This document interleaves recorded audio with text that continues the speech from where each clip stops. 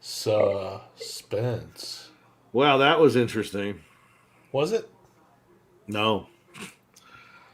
I want one of you to explain to me what the fuck I watched. It was about a man who Hold on. manipulated another man into being a Confederate soldier. Let's do the theme song, and then we'll kind of discuss this. We have one? For this, yeah. Oh. There is nothing wrong with your podcast feed, but there is something wrong with your taste of podcasts.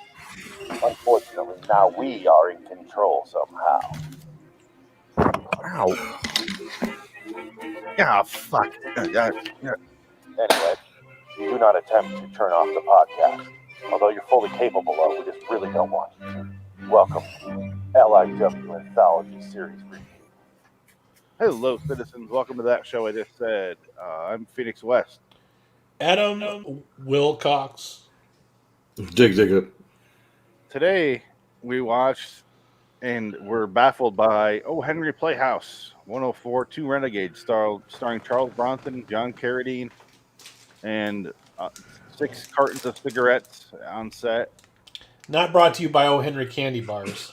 Yeah, that was a mistake. I just assumed because we watched Craft Theater and there's like Chrysler Theater and there's all these different companies that do shows. I just assumed it was going to be based on the candy bar, but turns out there's a writer called O. Henry. Well, I think they're both the same. And the motherfucker shows up in this thing. It's like we were talking in the commentary. It's like I compared it to Adaptation. For some reason, Dick said Misery. It was Misery. He was right there, but it's about the writer pitching the story at dinner, and it sounds like he's describing the world's worst fucking dream, and that's all I got out of this thing. I didn't know what the fuck happened. I have no idea. It's definitely not as cool as Mouth of Madness. No. There wasn't a guy who on the window that threw something through it. Do you read O. Henry? Oh God, I want to watch Mouth of Madness, but replace with O. Henry. Nothing going on there. Nothing. Except Ted Turner's bullshit ass colorization. And the end of the world is basically everything's getting colorized. Yeah, and they salute every Confederate flag that walks by. What's happening out there? Sounds pretty bad. It's not only bad, it's offensively bad. Oh, it's offensive. It's amazing. So, Dick, this is our dick pic week. Please walk us through Henry's 2 Renegades. This was an accidental pick of utter. I don't know. The only reason I picked it was Charles Bronson was in it. I had no idea that it was going to be David Carradine in prison, in a Panama prison, waiting to be executed, telling his story to O. Henry, the writer, because O. Henry's in Panama for some reason.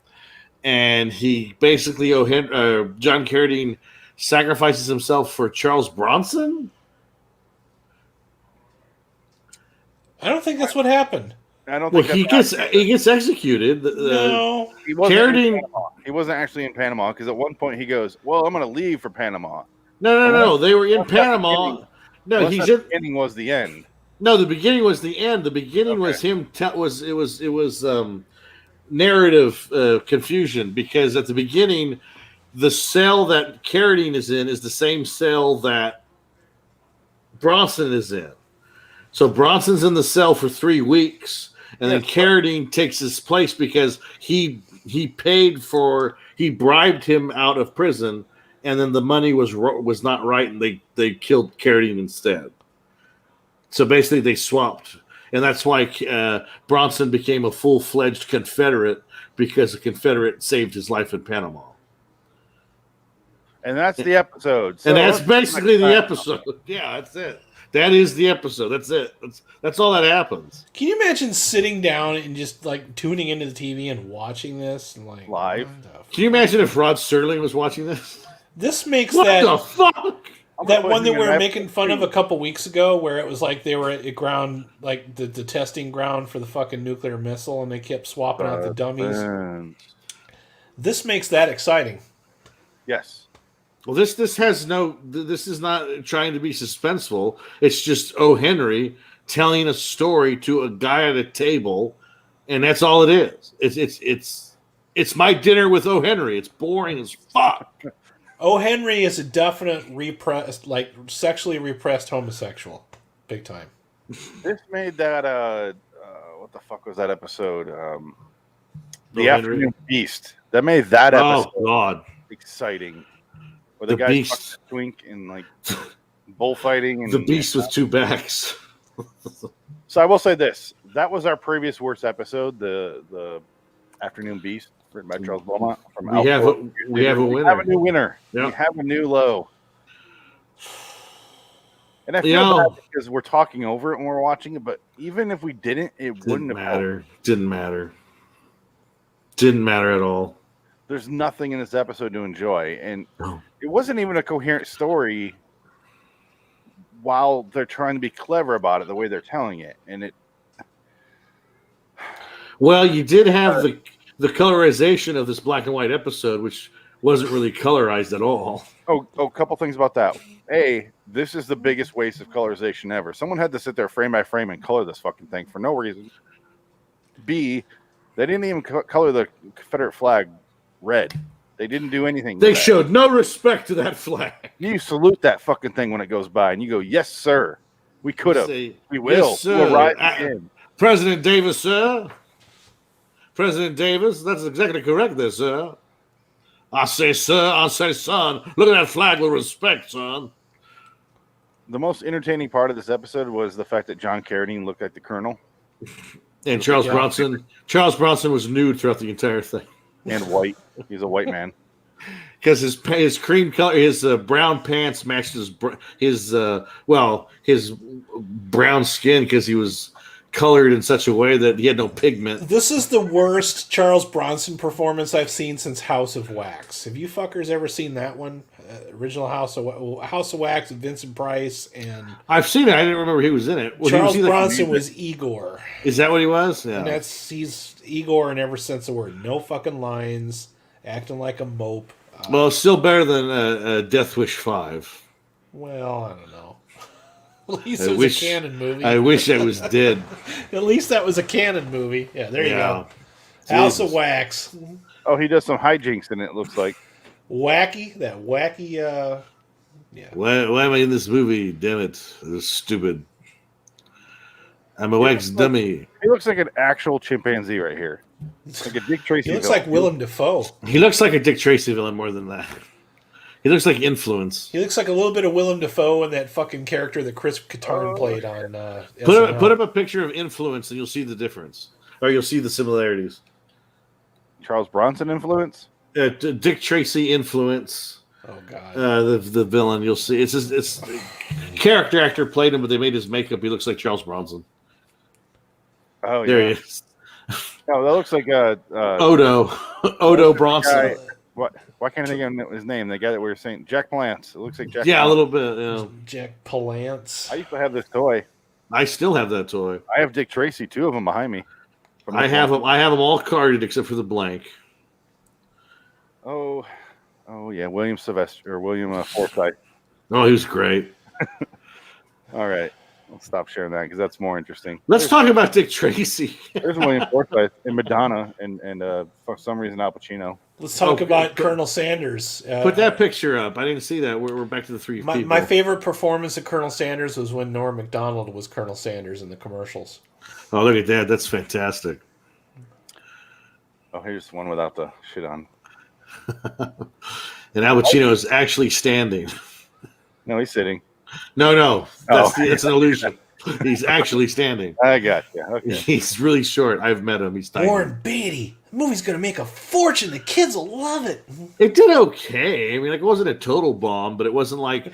It wasn't Batman. They thought it was going to be Batman. They thought it was going to be Batman, but who the fuck was... How is that going to be They were pushing that shit like Batman because they thought, oh, shit, people like comic books? Yeah. Fuck, what do we got? Oh, Dick Tracy. Oh.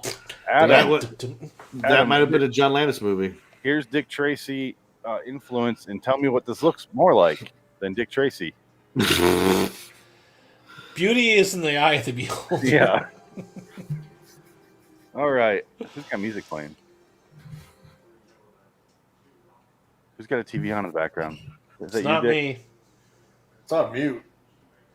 It's not on mute. Yeah, it is. It's off now. You fucking it went away. That's not. It wasn't me. Yeah, that was you. You turned it. I don't have any. I'm in the room by myself. That wasn't me. I didn't touch anything. Maybe it's Adam. What's on mute, Adam? Oh, mute. Adam just muted himself. Adam's muted. He's just sitting there in silence. So he's the culprit. He's the one. At least it's not him doing it. He can't really help it. But I know. It's fine. It's fine. Guys, what the fuck else is there to say about this? Nothing. Let's go through our normal beats of what we usually do. The writing. How did the writing work for you guys? I couldn't hear half of it. Well, explain to me what happened, and then I'll tell you how the writing is. I don't understand what fucking happened. And none of you guys have been able to decipher what even fucking happened. If there was something important that was told to us, we didn't pick up on it. Don't blame us. Don't blame us for O. Henry Theater. Don't put O. Henry shit on us. Did he say something important? Because I didn't miss any. Like, it seemed like there was a lot of like transitional dialogue and no fucking plot points for something that's like 26 minutes. Holy shit! And what Dick said, the way Dick described it earlier, I didn't see any of that. No. Well, I don't know what else to tell you because that's what happened. Did you read like the cliff notes, like the Wikipedia for it, or? Well, no, I assumed because he got arrested, and they only got the American consulate couldn't help him. Well, so questions: what the fuck year is it? Because it's supposed to be 40 years after the Civil War, and then it seems like they're currently in the Civil War. 65, 75, 85, 95, 05. 1905. What was this one called again? The O. Henry Playhouse, and then what was the name of the fucking episode? Renegades. Two Renegades. Two Renegades. Yeah, because he said Teddy Roosevelt was going to save him. Well, he mentioned Teddy Roosevelt. On IMDb, it says a recently executed doctor has already succeeded in converting a Northern soldier to the side of the Confederacy 40 years after the Civil War. Yeah, that's what happens. I did not. Okay, let's say that is the story. How is that an interesting story? It's not at all. It's not exactly. So even if that is all we saw, then that is what we. That was it. Literally nothing else past that. That was it. Even if we can agree that was the story, it's still not interesting enough to carry a 26-minute episode. It's not interesting enough to carry a 40-minute episode. It's not any interesting at all. It's a black hole of interesting. That's why O. Henry in the middle of the episode is asking the guy, basically asking the audience, is this a good idea to do this as a story? And the guy says no. And he goes, I don't know. I don't believe you. You know what I did find out, though? It's Henry Silva. That explains why. That's right. Yeah, Henry Silva. Yeah, Henry Silva looks a lot like him. So. Yep. Henry Silva, great character actor. Yeah. Anyway.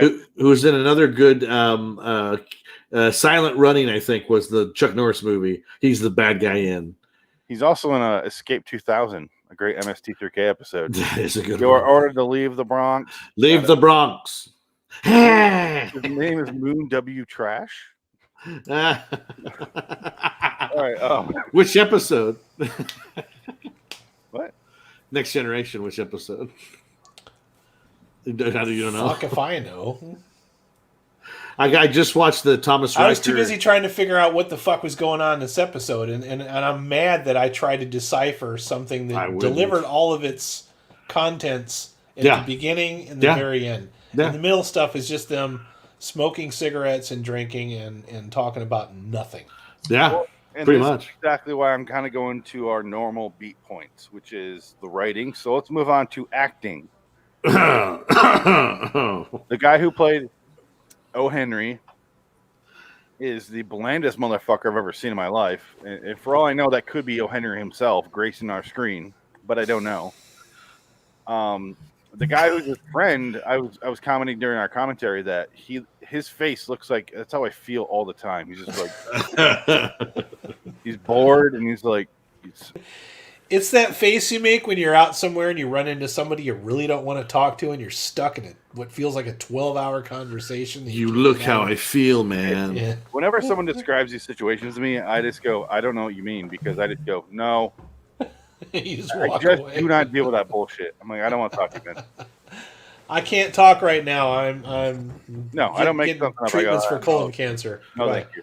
I have to go. They are calling me. I have sesame seeds in my colon. Yeah. Down with the Union. And I salute their Confederate shirt. Yeah, so this was the prequel to the Capitol riots. That's what the fuck we watched. Only the Capitol riots were inherently more exciting. Yeah. We had something to talk about for a couple weeks. This is just boring. So Charles Bronson sucked in this episode. Oh, he got excited a couple times, and he's like, what are we doing? Oh, $12,000. Like, he had a couple lines like that, and I'm like, how is he forcing himself to do this? He is so lucky that he was able to be in Death Wish, because like his older stuff, the stuff that he's in, like I liked him a lot in The Dirty Dozen. I thought he was good in that. Not quite as good in the Great Escape. I thought he was kind of a stereotype in that one, but that's kind of like an all-star. It's a process movie. It's not really a movie for performances, you know. All you need to know about Charles Bronson is this. Yep. Once upon a time. Yep. Once upon a time. He's good in that too.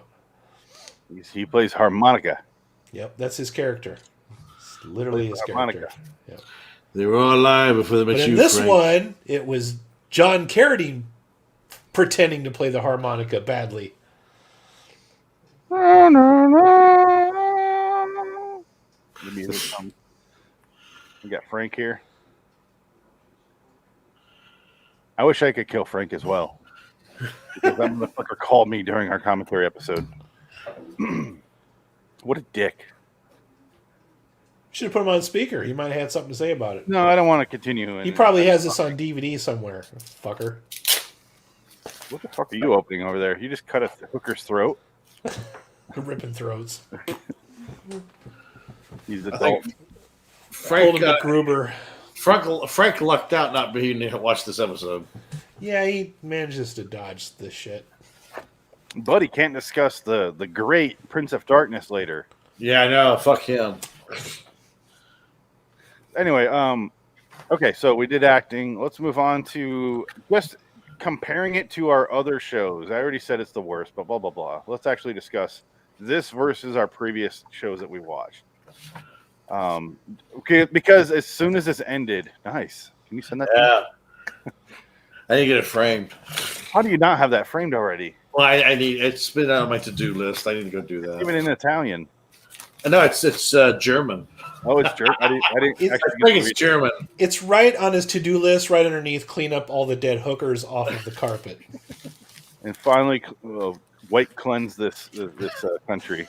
Yeah, that's it. Yes. All right. These are jokes. Because as soon as we no, they're not. So as soon as we stop watching the episode, Adam goes, "Night to Remember it looks pretty good now, huh?" And yeah. I like Night to Remember. It wasn't great, but it was fun. It was entertaining, at least. Yeah, I kept my interest. We were talking over, obviously, because that's what we do. But I knew what the fuck is going on. Well, that's just it. We kind of had the advantage to, it's the Titanic. You know what the fuck's going on. And what you didn't have to be invested in the story. Like, oh my God, will the ship miss the iceberg? In this one, I was actually trying to figure out what the fuck was going on. And I realized that all I knew about it was all there was. And I'm like, fuck, there was no other layers to this then, other than... And Claude Rains' wonderful voiceover. Join the Confederacy. It's about 5 guys, and we like march in the, I don't know, fucking in a parade once in a while, and yeah, do that. Dick, any comments on marching in a parade? Only if it's June. June 12th? LGBTQ month. Oh, I thought you were talking about the Confederacy thing that they bring up in this episode. Oh, is it June 12th? Does the date June 12th mean anything to you? Isn't that weird? It has a gay Pride Month. Oh, you rubber banded there, and I think it was just your group censoring you. It probably was. He was about to deny being a member. We had to. I can't say anything. You gotta stick your arm in a blender now. He's got one of those things on his finger, like from Ghostbusters when they're testing the psychics, and it's really pissing me off. That shit. I can't think I get electric shocks. That guy was also in one of our John Carpenter movies we watched. Yeah, he was. He was in Christine. Yep. Yeah. I don't know. Did we With the mention same that? fucking haircut. Yep. We did mention that, right? Yeah, we spent about 20 minutes on it. Yeah. Oh, every show I do is a blur, especially last night because I drank way too much. And yeah. Oh, I noticed. I was gonna watch Prince of Darkness last night, but it was so fucking late I couldn't even stay awake long enough to get it started. Like I had it queued up, and I passed out. That had nothing to do with me being drunk. That was everyone being super chatty. Oh, okay. Yeah. But yeah. Well, we had a lot of talk about that of currency and bury me with the currency. I don't know how I ended up. It was a special hip hop episode. I'm surprised you didn't drink heavily for this episode. I'm trying, but I have to talk so much. I feel like I'm burying myself out of my own grave on this show for some episodes because I put myself in the situation. Adam called me a sadist beforehand, and I didn't disagree. But I feel like I put myself in this grave, and we get a shitty episode. I'm just piling more dirt on me when the other hand's trying to claw out. No. I had nothing to fucking say. So that's why I'm going through acting. And what about the cinematography, guys? They do anything for you? No? But the real question remains is when you die, do you want to be high? And should we bury you with your currency? Can I also throw in a never worry? Never worry. And then you get turned into mulch for your tree. When I die, I want to be Arcadia, man. Arcadia! Showing of Arcadia, bro. If you missed last week's episode, you have no fucking clue what we're talking about, and that's fine. It's fine. No, not even last week's episode. It's a different podcast. Whole different fucking show. Yeah. Well, LIW Twilight on Review. We just watched the much better show. Go watch that. It's just much better. Yeah, it's had something going on. At least I knew what the fuck is happening. Maybe we need to start watching this on our own. That show is like Tool, and this is more like A Perfect Circle. Okay, this is like the spin. Are you saying this podcast is, or are you saying Henry is a podcast? Okay, you can go back. Henry, I thought you would understand. I did it after I kicked you. I was like, oh, that's what he meant. But when I went to Vegas, I came back and I stopped at 3 or 4 gas stations along the way because I'm traveling with 4 women in the car. So it was bathroom breaks every hour. And I looked for no Henry bar, all of them, found none. And then I gave up my search. I declared it a failure. Adam improvised, and I found this shit in the closet. I don't know what the fuck you're talking about. You know what, Adam? You're getting 20,000 LIW bucks. Cool. Just as good as Confederate money. They are. They are Confederate money. It's Confederate money. He's going to make us spend it to get put back into the stream when he kicks us out. Every time we go out, it's like 500 credits. You're out of credits. You're going to have to grind for some more credits. Yeah. We could crawl back in. What else is there? I did actually want to talk about the cinematography because if you're going to have a story with this nothing in it, you have to fluff it up. You have to make it look great. Instead, it's just camera sits here. Yeah, the camera doesn't move at all. It's all stage. It's all a stage. You've seen stages on Play that have more shit compared to this. Well, yeah, it's stages true. On Play? Plays like you've seen actual you've been to plays that have more production value than this, like high school plays that have more production value than this. This is something that appeared on TV, I assume. Do you know what would actually be more entertaining than this? 12 Angry Men. Third graders doing these roles. I literally would rather watch third graders do this episode in the same exact manner than these adults. Because at least I get something out of it, some sort of weird factor. Because as it is, I got fucking nothing. And somehow, on IMDb, only 5 people have reviewed this, and it has a 6.8. Where did they get the 6.8 from? That's shocking. The 5 people. It's not even supposed to show a score until 10 people have reviewed it. Alamo Drafthouse is filing for bankruptcy. Fuck. Oh no! All they need to do is start showing Miami Connection again. They'll be fine. Yeah, they'll be fine. They're done.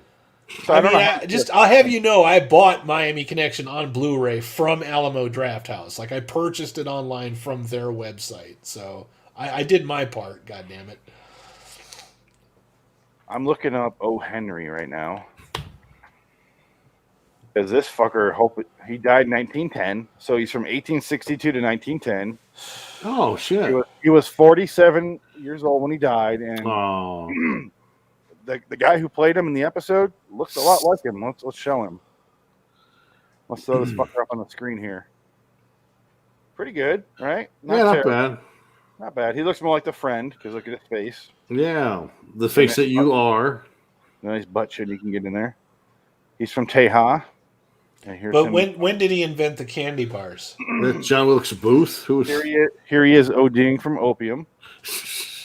He looks like W.C. Fields in that picture. Yeah, he looks awful. He looks bloated. And Go away, kid. Hey, my darling chickadee. He's like if James Woods played Chris Farley in a movie right before he died. That's what he looks like here. Why can't we watch that? James Woods. James Woods is Chris Farley and David Spade in the James Farley story. I want to see Henry story. I want to see Prince of Darkness acted out by all the parts are acted out by James Woods. Yeah, but he has to talk like an Asian. You don't look Asian at all. Especially the awkward scene with the green screen where he's fucking himself. Oh. And he's 40-year-old college student. Okay, we'll talk about that later. That's the one thing about Prince of Darkness. You're thinking about it. You're going to be thinking about that for the rest of the night. The one worst part about Prince of Darkness was I kept thinking like MST3K, where I was like, this is not my leading man. This is not my leading man. Yeah, we'll get to that. Because it's his mustache. Mustaches kill any. You only follow people with tiny mustaches. It's called you can't generate Tom Atkins out of thin air. You'll fail every fucking time. Yeah. Can we do scores and get fucking put this shit to bed? Fuck this. No. We need to talk way more about the plot. Fuck. We did. The show didn't even talk as much about the plot as we are. We're giving it more justice. Give your score then. 2. Adam? 1. This is a 1. I can find no redeeming quality to this whatsoever. Not good performances, not good production value, bad story, boring, bland, forgettable, and insultingly bad at the end by having actual retired soldiers salute the Confederate flag because, well, I was a soldier, I salute any flag. Bullshit, you don't do that. Everybody knows, especially if you're retired military, if you salute a flag for a country that doesn't exist or goes against your own country, that's the same as taking a piss on your own flag. Fuck this episode. I also gave it a 2, which is by far the lowest score I've ever given anything on here. 1 is reserved for things that are just, oh my God. It has no redeeming quality. I can't give it a 2 for anything. I have to find something of merit to give it a more than a 1 because I don't ever want to watch this again. Yeah, I found nothing in it. I got nothing from it. I was more confused, and then when I actually went and looked into what I couldn't find out and found out there's even less than what I was looking for, it pissed me off again. Somehow it pissed me off twice. Yeah, So I'm glad the writer's dead. He's been dead for 111 years now, and that has been a great 111 years.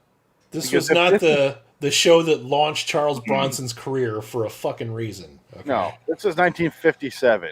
It only lasted 1 year, and they only did how many episodes? 420. 45. Wow. So either A, they ran out of O. Henry stories, and they're just like, we were so excited to do them all because they're all so good, we had to get them done in 1 year. Or the studio was like, oh, fuck you guys. No, bye. Yep. So or one of them watched this and they said, you know what? We need to nix this show right now. Fucking nix this show. This show sucks. And now I'm curious. What's the other ones like? I know. I just found out something. Uh-oh. And this would, if I looked, but the thing is, I don't want to know anything when I go into these. I want to go in blind. Right. Thomas Mitchell plays O. Henry in all 45 episodes. Oh, really? So this is par for the course, it sounds like. So it sounds like every episode he's pitching a bullshit story to some uninterested guy he's trying to fuck. That would make the show better. Wouldn't it? If the last episode he finally... That's almost as bad as having evil paintings in every episode. So listen, I have a story here. I want to tell you the story. There was a man and another man in a restaurant, and he's telling this guy a story in the restaurant. And so what happens is, at the end of the restaurant eating, they go upstairs and they butt fuck all night. Would you like to see that story come true? You know what would have been Sure. You think there's an episode where he's telling the story and he cuts back and he's like, oh, anyway, that's my story. And then let me know what you think. And the guy's like, oh, well, I think you need to work on this. And he's like, and cuts back again. And he's like, no, so that's my story about telling that story to another guy. And then you see the story as well. That's all it is. And It's 45 episodes. It's a fucking Russian nesting doll of nonsense and bullshit. That's what this is. Oh my God. You just get lost in there like Inception. I mean, even like Ray Bradbury Theater has better shit than this. Well, the problem with knows how to write. Well, Yes. Ray Bradbury Theater, the problem with that was it's dated, it's the 80s, and it was HBO. That was an HBO show, mind you. So that was produced for HBO. But they weren't throwing money at that show either. No, they were not, because they were figuring out what they were doing still. Budget and dated, and the fact that Ray Bradbury was like on screen. This is one of those where all the budget went to the actors, and they literally had nothing else. Like at one point, we were laughing because it's like the two characters we were watching literally exchanged outfits, like between scenes. Yeah. Like they didn't even shoot it in such a way to where you couldn't tell. Like we told it, like they're wearing the same fucking outfit. I'm like, how cheap is this fucking bullshit? You can't even afford another costume for another scene. Yeah, he's wearing the exact same fucking outfit that Carradine was wearing. And also, when they're in Panama, they're at a tiki bar in fucking South LA somewhere. Oh, whose turn is it to choose? It's gonna be. Oh shit! It's my turn. No, Panama. I don't want to do that. Panama. It's my week. Fuck. Yeah, I hate the pressure of having to choose the episode. Pick O. Henry, you son of a bitch. Yeah. All right. Pick us another wiener. I'm gonna stop shuffling now. I'm gonna. Oh God, guys. Okay. Fuck. I hate this. This is the worst part of the show. You must have had a great time in Vegas. Tales of the Unexpected, it looks like. Oh, 79 to 88. Well, that could be worse. It could be better. So our winner is Tales of the Unexpected, 1979, 1988. You only go up from a 1. So I got to choose from that show. And that'll be our episode next week, which hopefully you guys are still around for. Hopefully I don't lose you after this. Yeah, suicide sounds great right now. Yeah, I want to apologize, but I think O. Henry should apologize. He should have to come back. I think he should. We should summon him from the dead, and his spirit should apologize. I apologize, fellas. How are you? Hey, at least I have 112 episodes to choose from. Hey. No.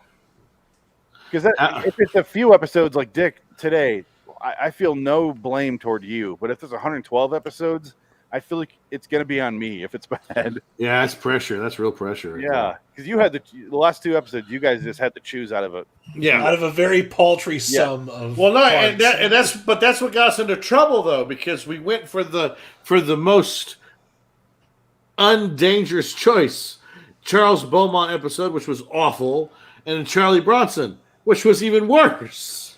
I felt like when I was choosing for the fucking craft dinner theater, it was like this. It's like, okay, choose which one. Yeah, That's what it felt like. You have mac and cheese or cheesy puffs. What do you want? Choose.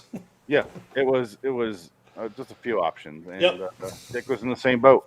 Cheetos or hot Cheetos? Which one do He you was in the want? same boat. It was called the Titanic. It hit an iceberg and it sank. It was full of fucking dead Irish people. And I got hit with a chandelier. Oh God, we had to do a palate cleanser after the episode when we watched that chandelier falling on that devil. We had to. It's great.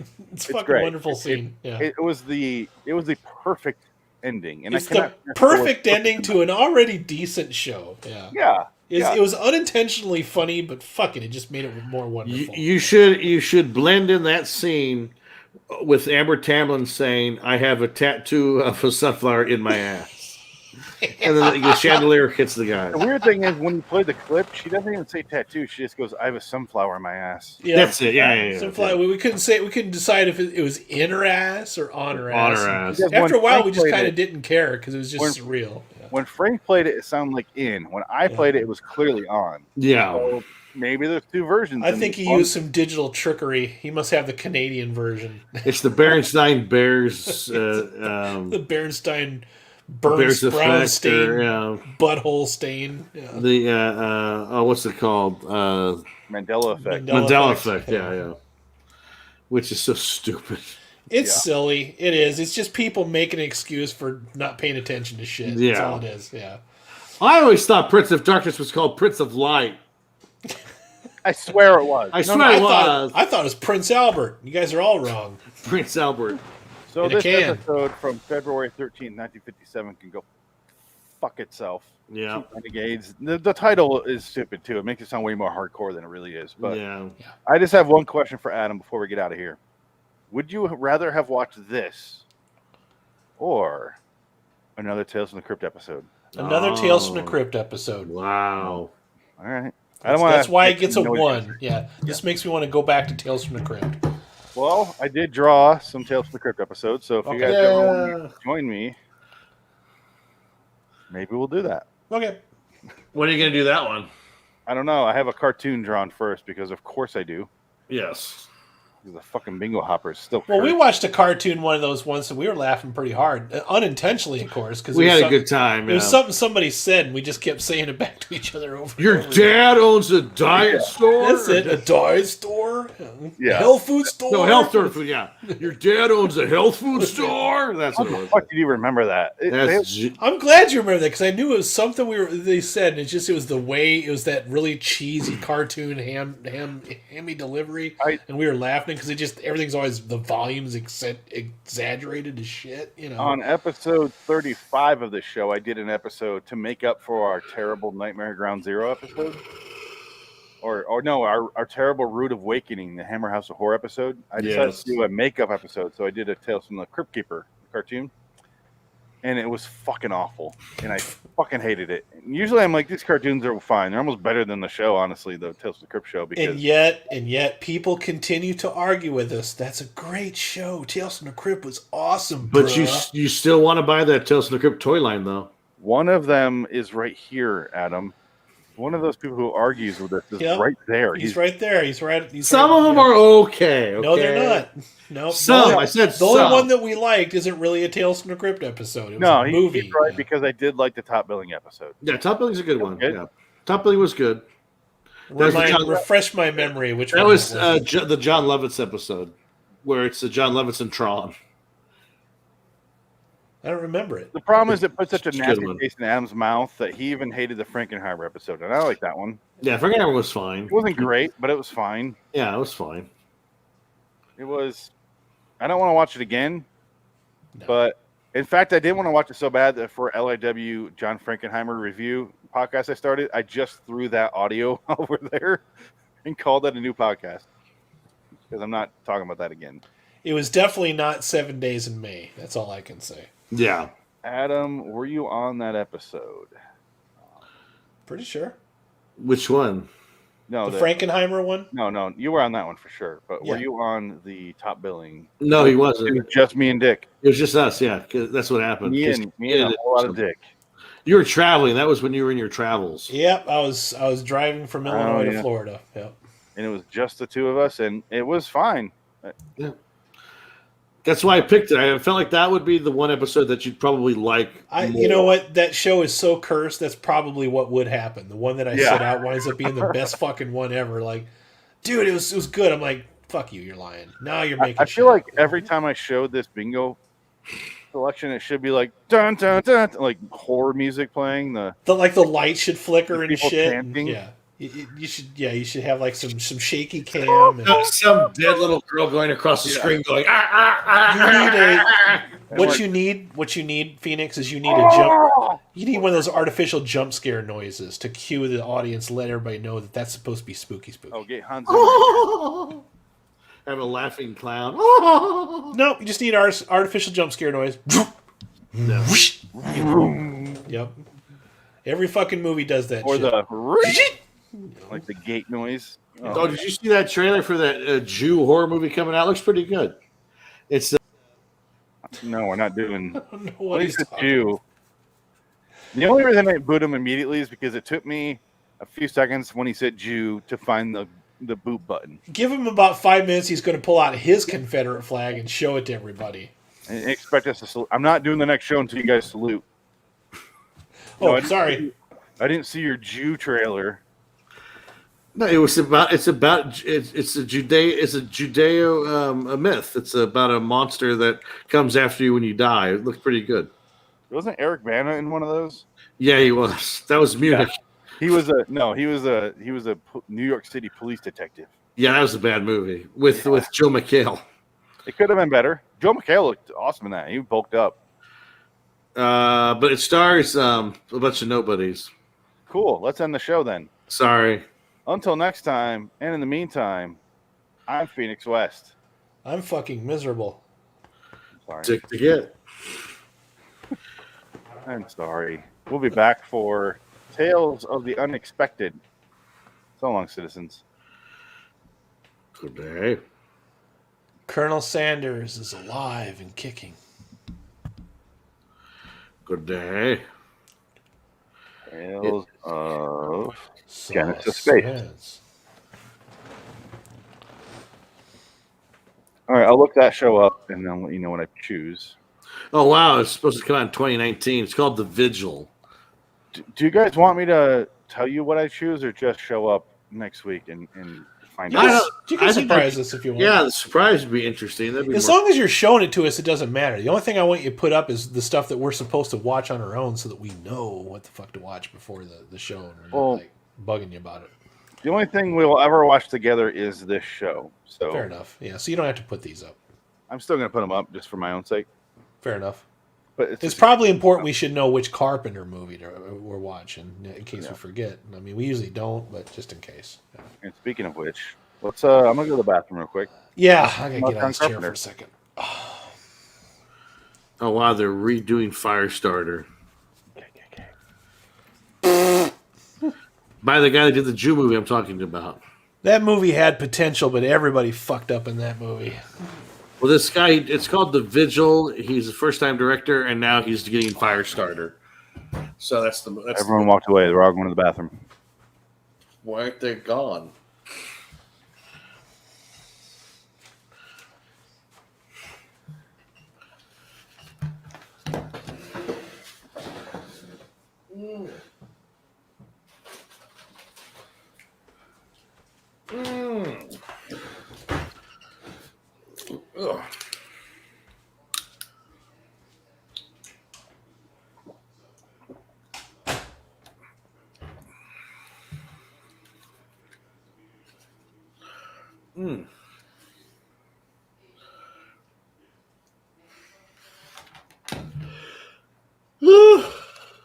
Ugh.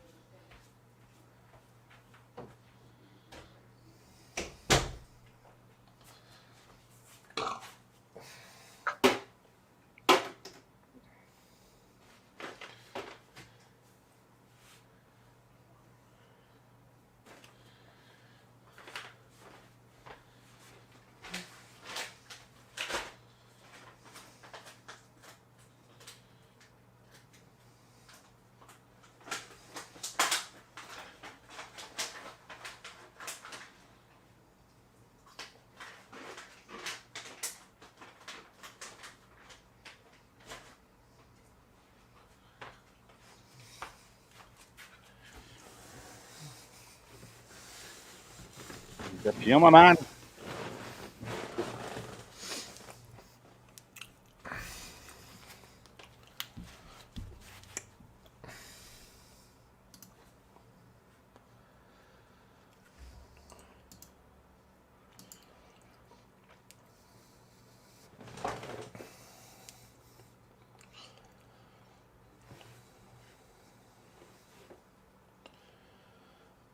Oh, Adam.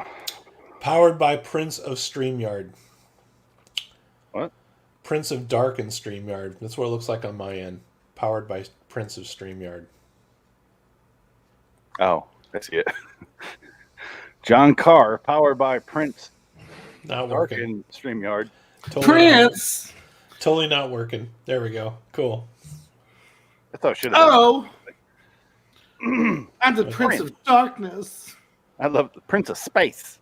Oh God, that's from that fucking MST episode that you're watching. The Puma Man. Puma Man. Did you ever hear David Allen Grier's story about Prince? No. I guess he was on Howard Stern, and he goes, "You want me to tell you my Prince story?" And he says, "Yeah." He goes, Prince was in a hotel room, and he was hearing something in the walls. So he called like his guys to come in, and he says, "There's some motherfucker in the walls talking." And he goes, "Get this shit figured out." It scared the shit out of him. And he kept saying, "Prince, there's nobody in the walls. You're crazy." And he goes, "Motherfucker, there's something in the walls. Get it figured out." And so he kept doing this all night. And come to find out, they brought the security out, and they looked in the crawl space, and there was a spot in between the rooms. A fan had snuck into that crawl space and was reading Bible verses to Prince because he was a Jehovah's Witness. Oh, So this woman was talking, and he goes, "I told you there was a motherfucker in my walls talking to me." And I guess he said that was his Prince story. It was pretty funny. This is back before you could just record that and be like, "Here, listen to this shit." Yeah. I love Kevin Smith Prince stories. Yeah. I like Kevin Smith stories in general. I've watched his YouTube shit once in a while, and he's pretty entertaining. Him and Mark Bernardin, they got the Fat Man on Batman show. Pretty good. Oh yeah. He's a punk. It's just Hollywood gossip. Yeah, it's just Hollywood gossip. So sometimes he gets a guy to play Jay on there. Jay Muse. Muse, yeah, he's on there sometimes. They talk about about toys. Yeah. He gotta look rough. Yeah, but he explains why. He's trying, man. He's trying. He has a show called what the fuck is it? It's like Jane Silent Bob Get Old or something like that. I forget what it's called. Yeah, something like that. They have a podcast, and it's just there so that he can keep Jay Muse off heroin. Wow, yeah. And he tells his sobriety stories, and he gives an update on his sobriety. And I'm like, Kevin Smith has a giant fucking heart. He does. Yeah. Literally and figuratively. Well, it almost killed him, but he's lost weight, so he's all right. He's kind of my inspiration right now, guys. I like if he can fucking get it off and keep it off, then so can I. Here's another guy you can look up, Ethan Suplee. I looked him up. Yeah. He is fucking shredded. Like he was. I don't know if he is anymore, but no, he lost about 300, 400 pounds. Another one is Wayne Knight too. He got really weight, and he looks. Hell, even John Goodman dropped some of that fucking weight. So, John Goodman goes up and down like every 10 years. Well, I don't want to be the guy that goes up and down every 10 years. Look at Ethan Suplee. Holy shit! Yeah. Speaking of Kevin Smith, oh, that guy! Holy fuck, that guy! Yeah. Wow. I mean, yeah, he was in Butterfly Effect. Yeah. Gothica. Yeah, Gothica. Yeah. Fucking look at him. Holy shit, that's awesome. In Butterfly Effect, but yeah. There he is from fucking Remember the Titans. Yeah. There is no Easter Bunny. Yeah. That's awesome. It's a sailboat. Yeah. That's awesome. You say the little girl. It's a sailboat, asshole. I don't want to be cut. I just want to be thin and stay thin. A schooner. All right. Let's start talking about recording now for the podcast. I forgot to record the last podcast apparently, but I have the. Thank you, God. I have the YouTube audio. I'll save it. All right. But worth it. Who wants to do drums? Oh, that's right. Prince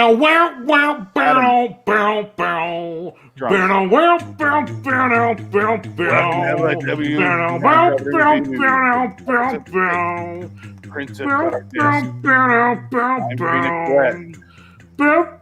Dick it. Prince of Carpenterisms. Welcome to our show without a theme song. We don't have any. That was good timing, Dick. Yeah, Dick, it's another Dick Pick episode, and he chose Prince of Darkness last week. Spoiler for next week. not even really spoiler. I mentioned it several times. We're doing Someone's Watching Me. Oh, sorry. The way it's written. Someone's watching me. There's that exclamation point at the end. Somebody's watching me. And that's from the year, the inverse of the last two numbers. So 87 to 78. Wow. We're going to that. And I'm looking forward to that episode because I've never seen that movie. I've never seen this movie either. Last week, I haven't seen that movie. And then I never watched They Live. So we're really getting through the ones I've never seen. You know what, Phoenix? Yeah. This movie came out in 1987, and if you want something to blow your mind the next time you think about it, just Google movies that came out in 1987, and just look at the cavalcade of stuff that came out in 87 that's actually good stuff. Just like amazing amount of movies that came out in 87. Yeah, I own a lot of movies that came out in 87. Well, let's see. Let me pull up a list. Yeah, of movies from 87. Shit. A lot of good shit. Not all good ones, but mostly good shit. Yeah, it's mostly good. Well, you remember that time where most movies that came out were genuinely pretty good. Every once in a while, there'd be a turkey. You know, I have the list here. Yes. The Lost Boys. Yes. Yeah. That does nothing for me. I know movie. It doesn't, but I like Full Metal Jacket. I enjoy. Harry and the Hendersons. Secret of My Success. Adventures in Babysitting. Which is Hellraiser. There you go. Can't Buy Me Love. Princess Bride. Batteries Not Included. The Untouchables. Running Man. Empire of the Sun. Raising Arizona. Angel Heart. Spaceballs. Wall Street. Some Kind of Wonderful. Playing Ishtar. RoboCop was the first movie that came to my mind when you said 87, and it's like 25th on the list. RoboCop is my #1 favorite movie of all time. Fatal Attraction. Adore RoboCop. Death Wish 4. Good Morning Vietnam. Less Than Zero. That's another one of my favorites. Good Morning Vietnam. Squad. I watched a lot growing up. American Ninja 2. Oh yeah. Stan. Predator. Over the Top. Predator and RoboCop in the same fucking movie. And Running Man. One of the better sequels from Nightmare on Elm Street 3, which is written by Frank Dream Warriors. Yeah, that is the best one. Fuck yeah. Evil Dead 2, Superman 4. Evil Dead 2, the best of that trilogy. Inner Space, that's a fun one. The Hidden, that's actually not a bad movie. Overboard, I love Overboard. Yep. Masters of the Universe with Dolph Lundgren. There you go. Canon Films, baby. Lethal Weapon, Moonstruck, another Cage movie. The Gate, that's a great movie. That's fucking wonderful. Underrated classic. Yeah. Summer School with Mark. Doesn't it blow your mind? Just all the shit that came out that year? Like just how much good stuff there was packed into one year. La Bamba. Throw Mama from the Train. That's a good one. Silent Night, Deadly Night 2. There you go. Classic. Also released a few years earlier because that's just half of it's half of the first movie. Yeah. Bestseller, starring Brian Dennehy and James Woods. I have seen that movie. Wow. That was on Amazon. I was like, what the fuck is this? So I just watched it. It's not a bad movie. It's actually kind of interesting. Also, I have a glaring lack of, sorry, put a pin in that, Adam. I have a glaring missing segment of my movie oeuvre, whatever you want to say, which is the almost buddy cop movies of the 80s, like what's that, Red Heat? And yes, Raw Deal, City Streets or something like that with Clint Eastwood and Burt Reynolds. I think it's called City. Oh no, that's a bad one. That's like a real bad one. But I just have no idea what the fuck any of those are. Like 48 hours, another 48 hours. 48 hours is.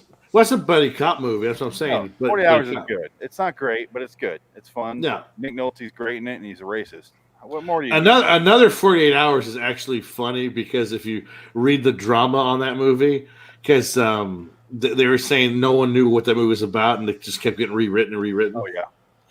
Adam, and it's a mess of a movie. No, I was gonna mention that you don't like Lost Boys. Another movie that came out the exact same year, and the reason why nobody ever remembers it is Near Dark, because it's pretty much the same movie. I think Catherine Bigelow directed that one. Yeah, she did. It's got the entire cast that you would like. I think you would like Near Dark. I would, because I do like. Obviously, I love Bill Paxton. Bill Paxton, Lance Hendrickson, pretty much the entire cast of Aliens is in Near Dark. It's the same concept, except the vampires are nomads, and they go to small towns, eat all of the locals, and when they run out of food, they move on. Oh, it's the Mike Flanagan movie, the Dr. Sleep.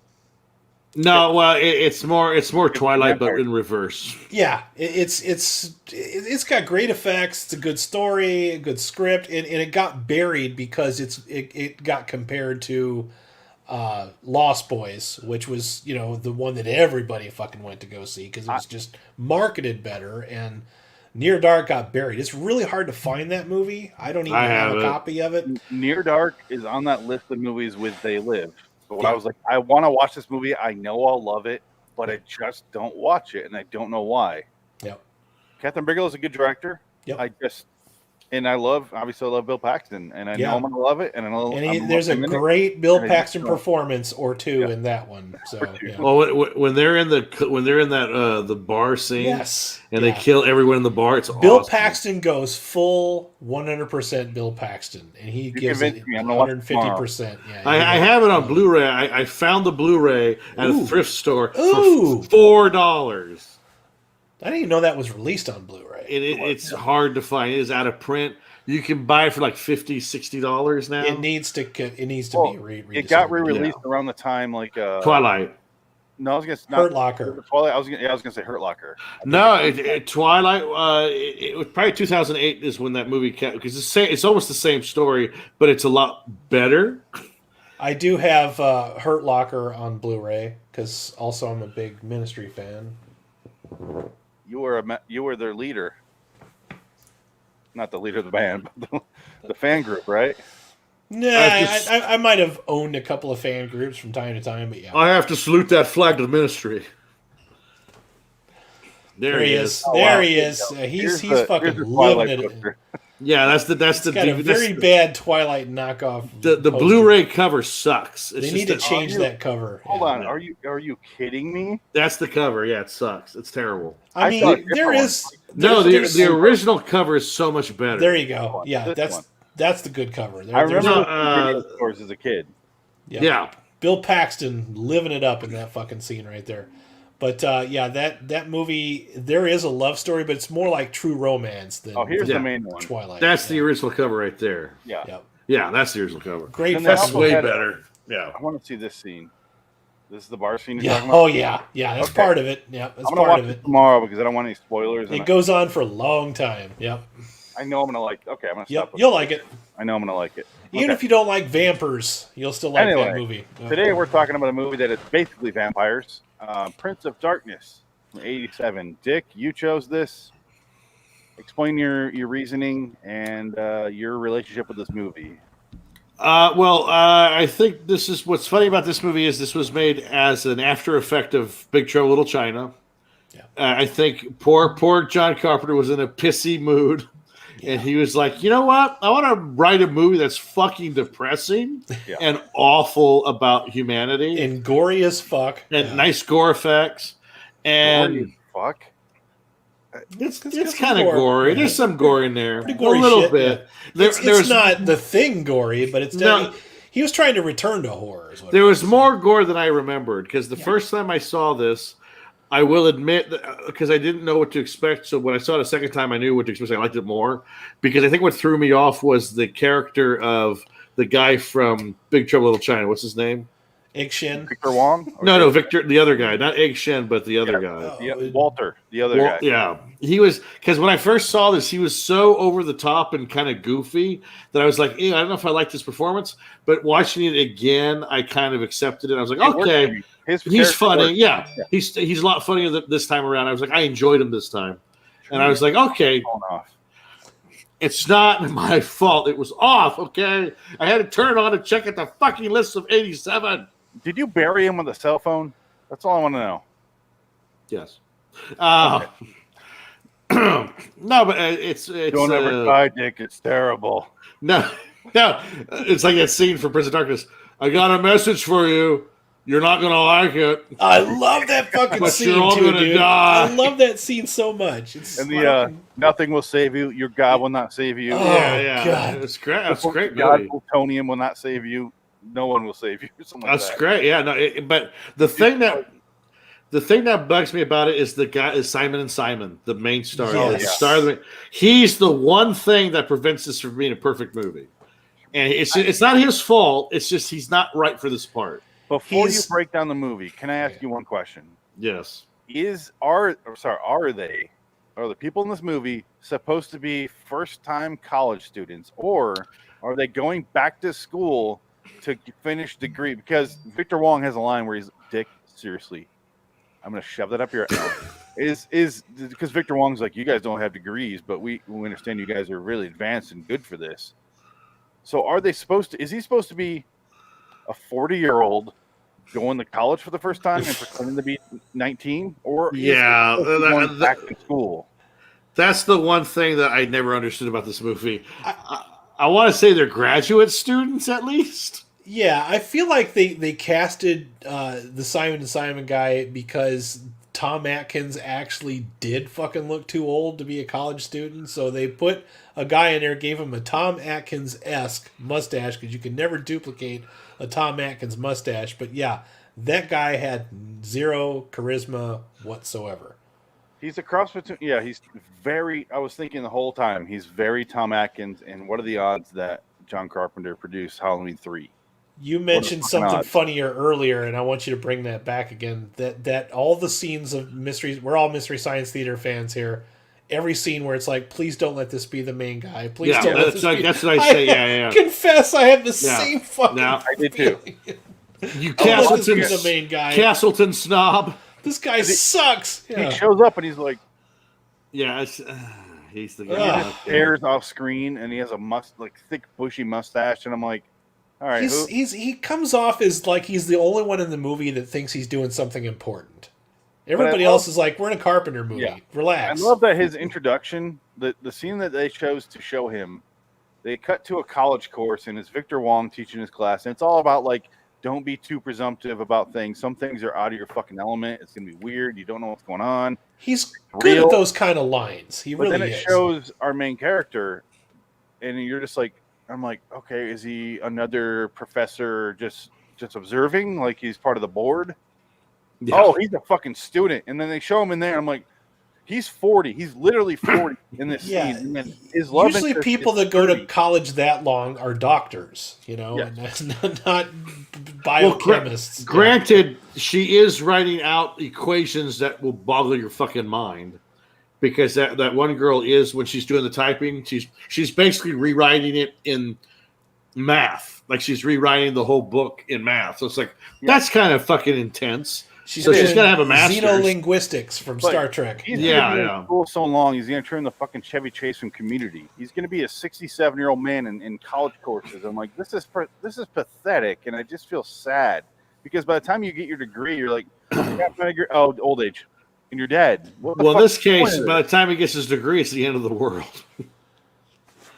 Because they come in 1999. Sorry, continue with the overall premise, Dick. I know we interrupt all the time, but... No, it's fine. And then it's basically this church, which again, Carpenter tells the story without dialogue. It is basically the opening credits. You get the whole prologue. It's like the first 5 minutes of the movie is what's going on, and even if you don't know what's going on, you understand what's going on. Like something fucked up is going on, and Donald Pleasance is scared shitless. He's scared shitless, and the point when they're in the hallway later on, and he just backs into a room like, no. Yeah, and he just starts to lose it, and then with the axe. Now, fuck, we'll get into that. The axe thing is hilarious. But love that. Oh my god! And then the mirror. Oh god, it's a great movie. Okay. Yeah, no, but and then you have essentially all it is.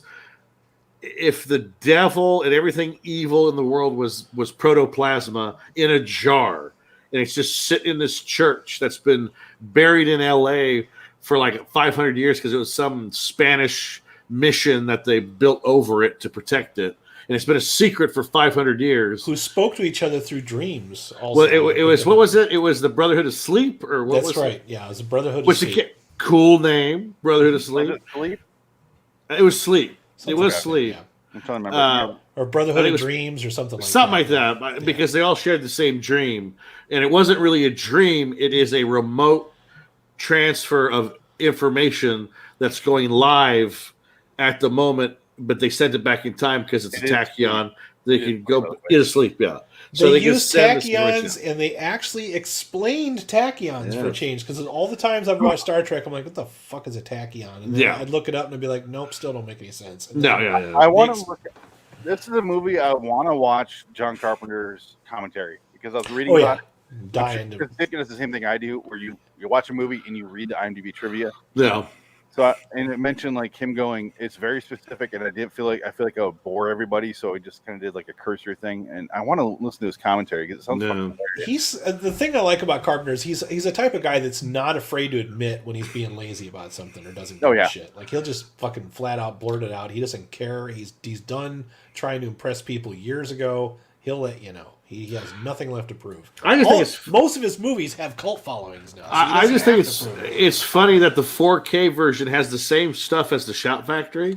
Sometimes they do. I have the same thing with the They Live, and I was actually holding out buying Prince of Darkness because I wanted to get the 4K version of this. Even though I don't feel like anything will be improved by 4K, I still want it. I'm just addicted to 4K. I think the 4K has the same stuff, but it's cheaper.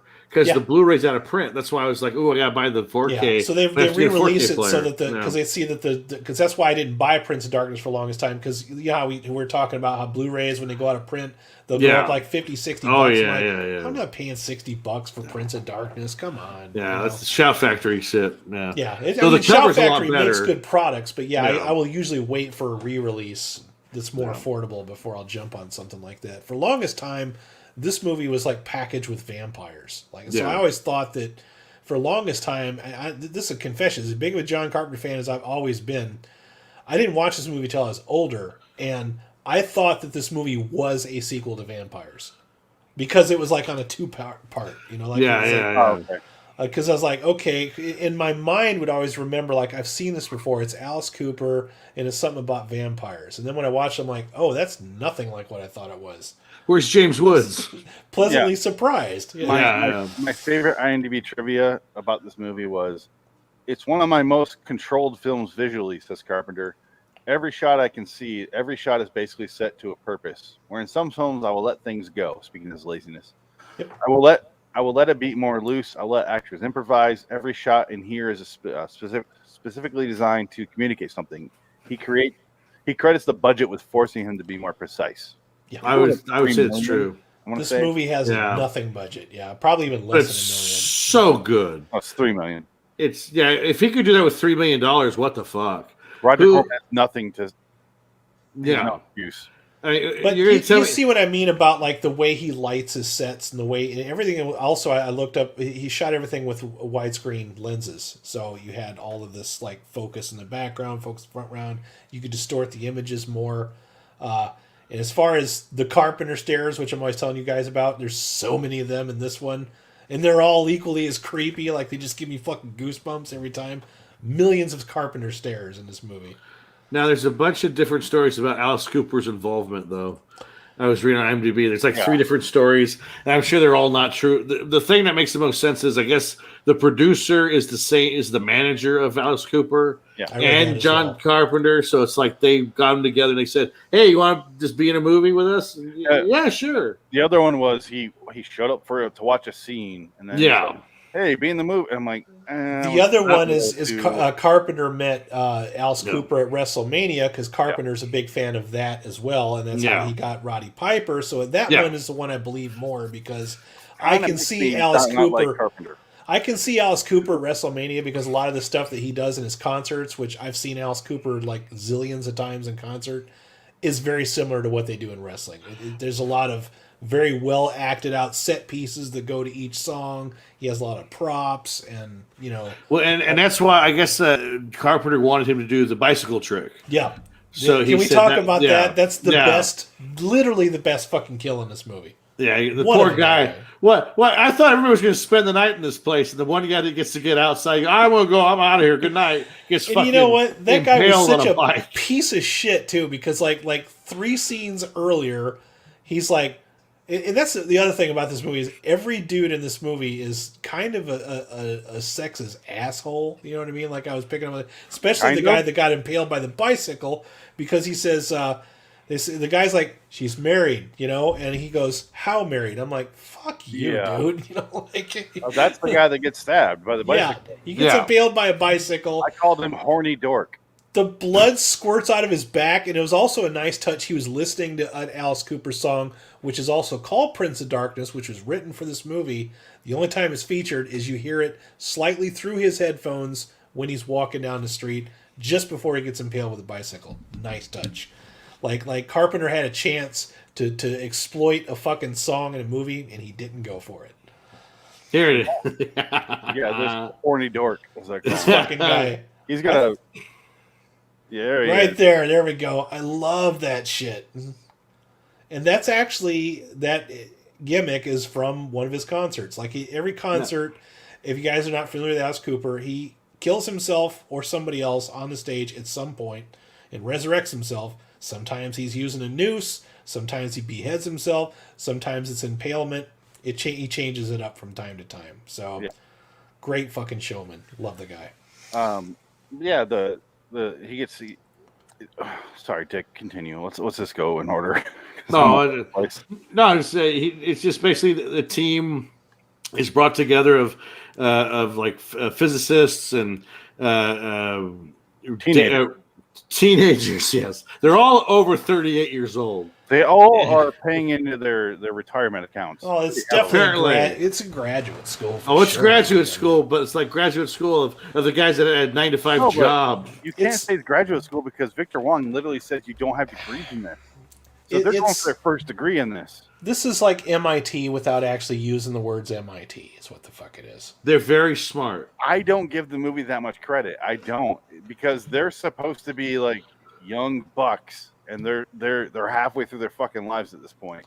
But the problem with this is it's the reverse, because today, that all the high school students are 30. In this one, all the college students are over 40. So it's like, oh shit, you can't win without failing. Nowadays, like as of a few years ago, they started casting actual teenagers in teenage roles, and I go, oh, I feel creepy watching this. No, because I don't want to actually watch teenagers doing this, and it's so fucking weird. Chloe Grace Moretz, like she's an adult now, but she's an adult, but for a while the site I go to download movies, which is totally legal, by the way, it had like one of the Bring It On sequels, and it was a poster, and I go, those are actual teen. Like, no, that's not fun. Like Gabrielle Union was 23 when she shot that movie, the first one. Yeah. No, thank you. And these new ones are just like actual teenagers. I'm like, I don't know. No, they get younger and younger. It's gross. Yeah. It's like Disney's producing them. I'm like, no, thank you. I know what's going on.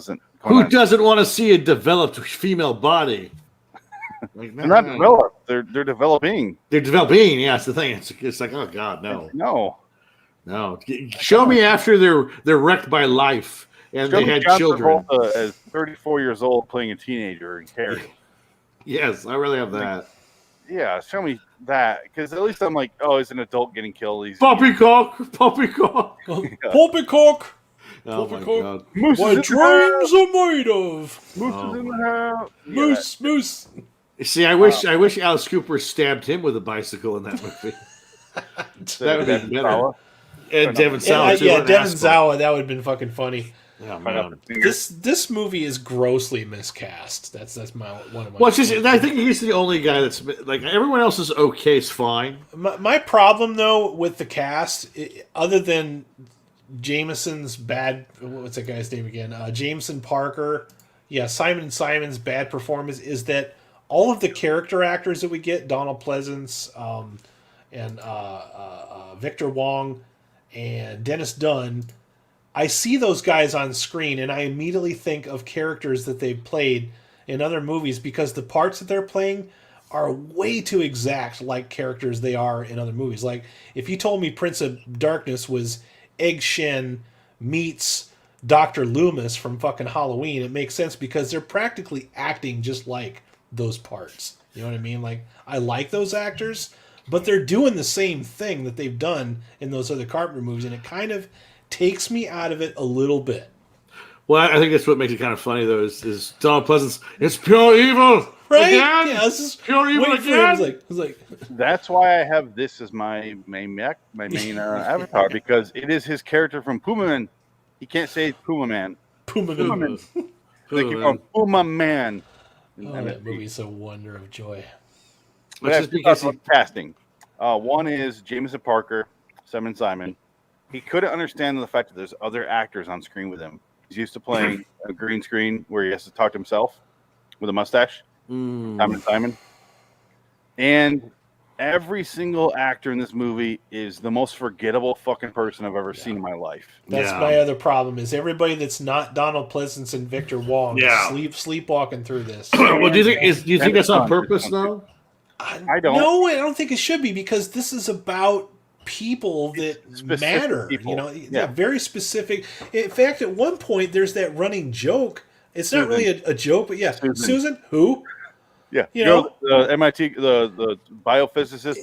It's the same shit they did in Escape from New York. I thought you were dead. Everybody fucking says that. I thought you were dead. You know, like Susan. It's like I'm like, do you even know that your cast is this fucking? Maybe it is a design choice. I'm not sure. I feel like it is. I don't know. It probably could be. Yeah. Problem is, when it got toward the end, I couldn't tell the difference between Susan and the other girl, the main girl, and I'm like, who the fuck is this? I don't know. Who is the girl who was like a zombie with giving birth to a Satan baby? She was the she was the blonde girl. But I couldn't tell the difference when I'm watching them. And I only remember the Asian girl only because that creepy scene when she's typing. Wang goes in and says, you know, you could almost pass for an Asian. She just kind of goes, oh, you know, and she walked out the room, and then I remember that because it gave her more character than any of those other women have. I just remember that. Lisa, when she's possessed, he goes, Lisa, I want to apologize. Yeah, you don't look Asian at all. I was like, what the fuck is that? And he tells that Yiddish joke. Yeah, he tells you idiot! I told you I want you to marry a doctor. Yeah, whatever. If this were like 2006, he'd be Nick Swartzen in a movie. No, they would cast, because he's awkward. No, it would have been. It'd be Josh Gad. Oh, it'd be much worse. Nick Swartzen's only in Adam Sandler movies. Come on, I know. I don't think somebody like Carpenter could put up with Josh Gad's bullshit. I don't think so. Did anybody else think Jameson Parker, our main character, looked like John Carpenter at this time? No, but I'll tell you this though, I did think that Jameson Parker at one point was going to be the villain in the movie. That's how unlikable he actually is. He is a flat note. And speaking of Flatliners took a lot from this movie. Yeah. They took a lot. When did Flatliners come out? Is it like this 90? So 2 years later, Flatliners borrowed heavily from this movie. Flatliner. I was watching this and I go, this is Flatliners. And I was like, because Flatliners seems like an 86 movie, but it's 90. I looked it up. And I was like, oh, Flatliners is so late for what it is because it's so dated. And they borrowed heavily from this. But in that movie, it's a bunch of students, like graduate students, meeting after school hours to do their experiment. We've seen that 1,000 times in movies since, and it felt very similar to this movie. Only this movie has a different setup where they're part of an experiment. They don't even know why they're there.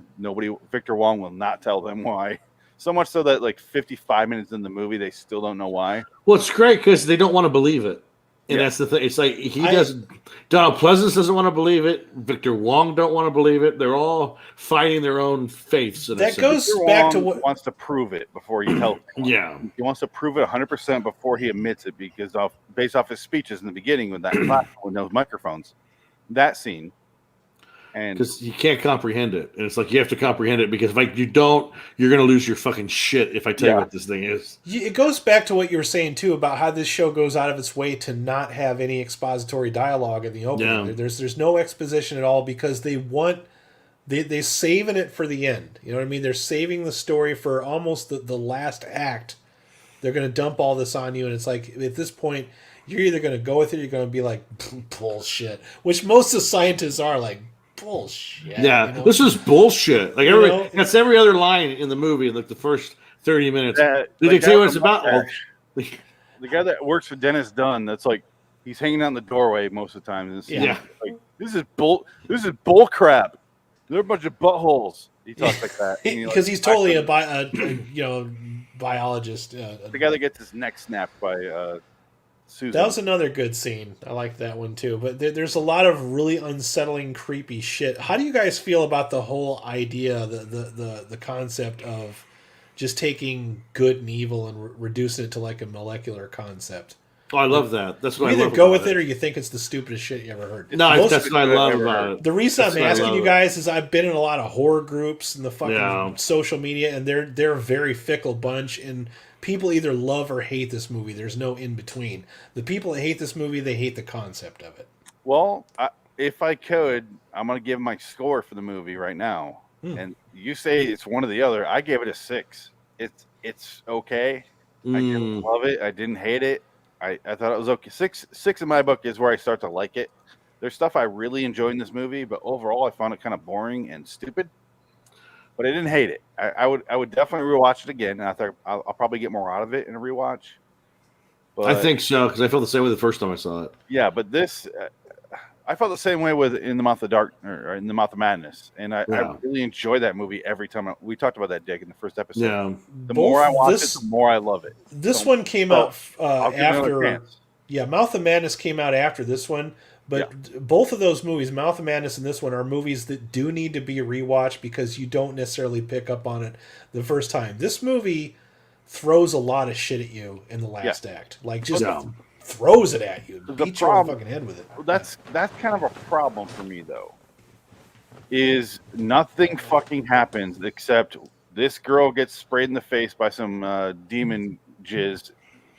And then she walks around and snaps people's necks, and I don't even think we see what happens to Lisa, do we? She's just suddenly on a computer typing like, "You will not be saved." No, she's laying down, or she crawls up on top of her. Like you think, like, oh, this is gonna get fucking weird, and then she crawls up on top of her while she's in bed and shoots that jizz shit into her mouth. Okay, yeah. Because I feel like the illusion there is that she's a lesbian. Okay. Because I was picking up on that, yeah. She rejected Big Trouble Little China's advances, and as soon as this chick's on her, she's like, the first thing she says is "Hi." Like, she didn't push her away. She just laid there like she's surprised, and she didn't push her away. At any point did she resist, and I think the demon picked up on that and exploited it, and used it to. And then she jizzes in her mouth. That's how these. If I stayed over at Dick's house, and we're just like hanging out watching movies, and then we go to sleep, and I'm on the couch, and he walks out of his bedroom at 3 a.m. and will climb on top of me. I'm not going, hey guy. Yeah. I'm going, what the fuck, dude? I think that would be awkward. Get the fuck off of me! Do not jizz in my mouth right now. That's how no jizz. These demons turn each other into demons as they jizz in each other's mouths. Something comes out of their mouth and then it goes into another mouth. She gets that guy in the last scene, and it's fucking hilarious because he sprays it across the room. The only one that misses is our Tom Atkins wannabe. Simon & Simon guy dodges one. I thought that was kind of funny. It was like an unintentional laugh out of me because I'm like, I laughed. I thought now it was you great. can dodge it. Okay, cool. Yeah. So I just like the fact that one scene where he's just beating the shit out of that one guy. The other white guy got spit on, and he just doesn't really do anything. No, the scene that was funny was when sorry, I'm terrible with names. Dennis Dunn is trapped in a closet. Yes. And he starts seeing what's happening with the actual Prince of Darkness, and he freaks out, and I swear to God, I rewound it a couple of times.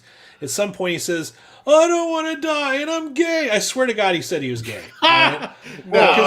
Because it would make sense, because through the whole movie, he's constantly trying to push up on everybody and show his dominance over everybody and everything. And he has a line where they go, where are you? He goes, you wouldn't believe me. And I'm like, you're in the next room? Is that a gay joke? And then and at some point that's like the biggest fucking closet I've ever seen. He said something. It's like, my doctor said it was his homosexual tendencies or something like, or he did. Yeah, he did say that. I remember that. Yeah, he did say that. So if he said in the closet that he was gay, like, it's funny. He's literally in the fucking closet, and he says he's gay while he's in the closet. I'm not saying metaphors here, but John Carpenter has a warped sense of humor. I'm just saying. Well, I think it's that might be the joke. But at some point, he takes a lead pipe. He's been in there for like what feels like an hour. The way this movie is shot, and at some point, after he sees shit fucked up with the actual Prince of Darkness. He's just clawing his fucking way out of that closet. He only starts to do that after they're breaking the door down. They're breaking the fucking door down. He's been in there all night. Like, you've been letting these stupid biophysicists try to dig you out from another room in another hallway, trying to slowly dig their way through, which is the worst idea ever, all right? And then all of a sudden he can just go the other way while they're chasing him fucking through. It's hilarious. It's funny shit. It's funny. I think it's more for humor than anything else. It's humor. It's not jokes. Yeah. It's just humor. But creepy scenes. Every fucking long stare. The first time the lady encounters Donald Pleasance and that voice is lower, just an octave lower. Thanks for opening the church. And she's got a cup full of worms. That shit gave me goosebumps. All right, even though you didn't know what the fuck was going on, it lets you know that something otherworldly is going on here. Yeah. And I'm going to mention this. And Dick, you watched this with me for the first time. Let me pull it up, see if I can find it. Do you remember the scene from Shaun of the Dead when he's on the bus and he's looking out the window and he sees the homeless guy and he pulls a bird in his mouth? Yeah. Now I get the reference because it's literally them doing this because he looks over at the homeless guy and he's just sitting there weird. Yeah. Like Donald Pleasance is just like, the fuck? Just before that guy got impaled with a bicycle, he sees a crucifix like right off the steps that has a pigeon nailed onto a cross. That's some fucking wicked imagery right there. That was a good. I was going to say that. It's the homeless people making their own version of what they think they fucking see. If I could, here's some Tom Atkins stuff that we did on the third B-movie battle. Oh, there's no sound. Was that my damn it? Now he's asking. Now. So it's from Halloween 3 where he just fucked this girl, and then after fucking, he goes, "Holy." Now he's asking. 3 times he went in there, and now you're gonna ask. A little late now. You already fucked her. It doesn't matter. This shit's already over. Is that Michael? The saying is, once you come in there twice, you're good. Kill her. Oh, that was it. Oh my god! I remember watching that video, that one that you guys did, that one that right there. But it reminded me of that one we were watching. We do on the other Twilight Zone show. There's that part where that guy, like, he says, "I'm so glad that you're seeing a psychiatrist. Let's get nasty now." It's like, this is not Where was that in? What was that from? That was from that fucking terrible Twilight Zone that we reviewed on that other show. Yeah. Oh, what? I thought that was a direct quote from the movie. No, not this one. And I was like, I missed that, but now that I know it's but you know what? It ties into this, though, because Simon and Simon and the girl in this movie, the hero who turns out to be the hero of our movie, have no chemistry at all whatsoever. In fact, their relationship made me feel dirty. He asked her out by being really sexist, and she's like, "No, go fuck and then makes a joke about it." And he goes, "Wait, let me backtrack. That didn't go the way I wanted to. I wanted to fuck you." This is what I was thinking. I'm like, "Come over and let's fuck." And she goes, "All right." This is supposed to end with us fucking, and I screwed up. Let me have a do-over. And then he says, "What man ruined you, you fucking whore?" He quotes a different movie. Yeah. But he does a thing where he's reading the Choose Your Own Adventure novel, and he kept his thumb on the previous page. He goes, "Wait, that didn't count. I didn't want it to go that way. Let's do it this way. Let's see where this goes." It almost reminded me of Bill Murray from Groundhog Day. Okay, no ice cream and definitely not French poetry. Sweet vermouth with a twist, please. Sweet vermouth with a twist. Yeah, you know. I just want to say a prayer to world peace. Yep. Amen. Amen. That's funny shit. A perfect movie. That's a perfect movie. Yeah, that's one of them. He's also this one, however, the perfect movie. Ghostbusters, perfect movie. Grounded, Day, perfect movie.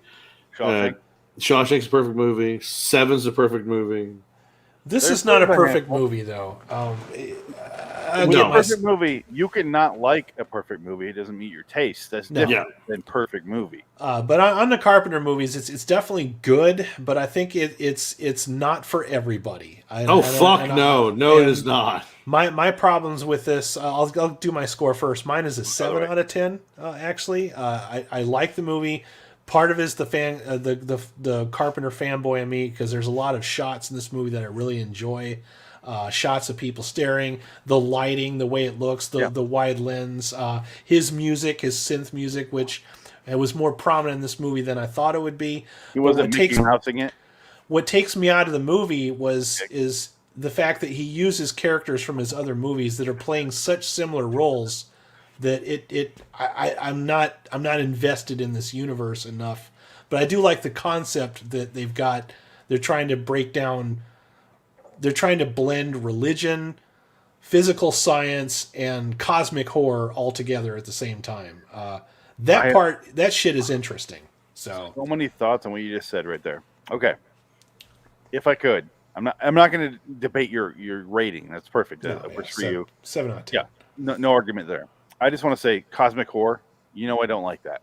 We talked about this. That's why I knew you would probably give this. You actually gave it a little higher. That's why I like cosmic horror. I do too. I don't. I know why. Yeah. You know what's funny is because you guys told me it's H.P. Lovecraft. Adam, you said that a couple weeks ago, and I'm watching today, and I wasn't thinking that at all. I'm just watching. Well, I wasn't thinking about that. And I'm going. I guess I shouldn't have said Lovecraft. I should have said cosmic horror. But he's pretty much wrote the book on that shit. You know what I mean? When they talk about like gods before life on Earth, right? And that's cosmic shit, and that's just. But again, I'm a it's big subjective, fan. Though the concept of something is older than your entire existence. I like that shit. Yeah, and something that is so incomprehensible that existential your brain can't dread process stuff. it. Yeah. Yes, that you can't deal with existential dread. I just go, I don't care. Then I'll just die. That's perfect how I feel as an audience viewer. Going, what am I going to do here? Oh, you're it's not so much about can you solve the problem. It's this is a problem. That the point of it is that you're fucked. In your infinite wisdom is nothing. A fly speck compared to what you think. Yeah. It's the fear of. Yeah. When I watch movies and I realize, it doesn't fucking matter what this character does, like The Ring, I'm out of it. Yeah. I go, I don't care then because they cannot possibly win. So who gives a shit? And well, she did because she made a copy. You made a copy? In The Ring. Remember? That's how they beat it. They made a copy and gave it to somebody. They have to sacrifice someone else. Yeah. I didn't like The Ring either. I thought that was... And you know what? That's Ghost. And you pretty much put the stamp on Ghost. Yeah. A thing where you, no matter what, our main the Grudge is ridiculous. Go, okay, I'm out of here. No, the Grudge is the most extreme, worst, awful horror movie because no matter what you do, you're fucked. You're fucked. House. The mighty crime of entering a house. Yeah, but not even just that. Not only are you fucked from going to the house, your aunt that you called in the United States is fucked from the house because she calls her aunt or calls somebody, and she's on a park bench in America, and she turns around and it's like, it's on the bench and it kills her. It's fucking stupid. Stupid. But the point is, boiling it down to its basic concept, when I realize our main character, no matter what they do, they are fucked, I just go, why do I care then? Well, that's the thing. Why do I care? That's just that boils it down. That's what it is. It's not for everybody, but I mean, Alien is the same concept. I mean, you have a monster that yes, it is. It is. It doesn't matter. The point is, she has to escape. She cannot kill it. And she's in her panties at the end. The only thing she can do is release it to where it won't come back and kill it. They never really kill the alien. They just throw it out into the fucking space. But you realize that is an option to getting it out of your life and saving yourself. In The Grudge and in this, there's just fucking nothing. Okay, well this one here, and I know you're not arguing with my score, but this one does actually have an ending. Like most Carpenter endings, especially when he's dealing with his cosmic horror stuff, which I know you love. All right, it's an ambiguous ending. How do you guys think that the ending actually took place? Did they save the world, or were they just prolonging the inevitable and changing the timeline? Well, going off what I read on IMDb, and basically this evil's supposed to come back, and that was their plan. They got rid of it millions of years ago so that they can postpone it until we had the technology to defeat it. And that was the point of this movie, is they had the technology to defeat it, and it's gone. That's, again, boiling it down to what I read. They don't use the technology to defeat it, though. Somebody sacrifices themselves. Yes, but I read that as, I read that as they got rid of it. That's just how I saw it. And this is actually, we're talking about Ridley Scott hating God. This is the first movie that sets up Prometheus by saying Jesus was an alien. And yet this one is so much better than Prometheus. Exactly. So much more subtle. Yeah. You're not. Are you a Prometheus guy? I don't mind Prometheus. Prometheus is terrible. Boo. Prometheus blows. I don't like the alien movies that much. So no, I like Alien 1 and Alien 2. That's it. That's it. After the second one, you never need to make another one. I enjoy Aliens because, again, you got Bill Paxton, and I watched it and I'm going, I miss Alien where it's a horror movie. So you don't like the action movie, you like the horror movie. See, I like both. I always say I'm not an action movie guy. Okay, fair enough. Yeah. And I love the first movie because it's a fucking horror movie. It's like a slasher movie with an alien. Yeah, Aliens is the blueprint by which all video games were conceived by. Yeah. Halo would not exist without aliens. Space Marines. So, see what Dan O'Bannon did? But you get Fucking aliens and you go over to battle. Sorry, why can't I think? Paul Verhoeven. Ridley Scott. Starship Troopers. Starship Troopers. Without aliens, no Starship Troopers, and I love fucking Starship Troopers. Very loosely based on a Robert Heinlein book. Well, I would say no. You know, I take that back. No RoboCop, no Starship Troopers. I think RoboCop is Starship. I'm going off Space Marines threadline, not Paul Verhoeven. Yeah, but Space Marines that was something that's been around for before Aliens, so I don't think Aliens is directly responsible. You will find something. There's something that's going to show you. You got to find it and show me. Yeah. Hey, hold on. No Starship Troopers. No Showgirls. Exactly. Okay, everybody good? Yeah. Okay, we're good. We're good. Yeah. Yeah. Saved by the Bell is a classic show, and we're stuck with that. No, I want to see her titties. Come on. By the way, I have Showgirls and Starship Troopers on Blu-ray because I'm weird like that. So. No, Adam and I have talked at length, and when we're doing B-movie battle, and I go, I think Showgirls is too good of a movie to put on BMB. It's better than people realize. It is. I mean, it's stupid. It really is stupid. But that's the thing is you got to get Verhoeven. It's like once you get in on how stupid it is, you realize there's layers of behind the fuck, just layers upon layers of shit below. Well, remember Turkish Delight? No, Steve or Turkish Delight. Remco's movies that he showed us.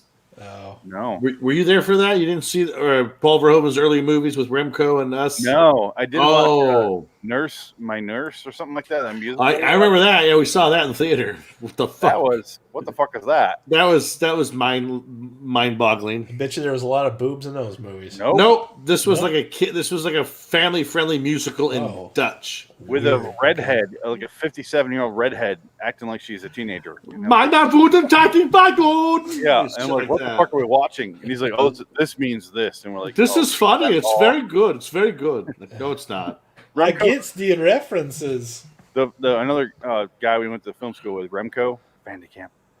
He's like the sweetest guy ever, and he took us to this movie when his two other Holland friends were in town. We all went to the theater and watched Nurse, My Nurse. I forget what it was called, musical, and he's like. They're all like, "Oh, that was so good," and we're just like, "What the fuck was that?" Yeah. And I felt like an alien. We're like, "That was not good. That was barely watchable, and it was 3 hours long." It was long. What was that? And I was in Westwood too. I had to go to Westwood to watch that. Yeah, that was at the theater that's in fucking Drive. No, they show that theater once upon a time in Hollywood, where Sharon Tate goes in. New Beverly. Yeah. Yeah. Well, he owns it now. But yeah, 7 out of 10. I think the movie gets a little lazy in the last act.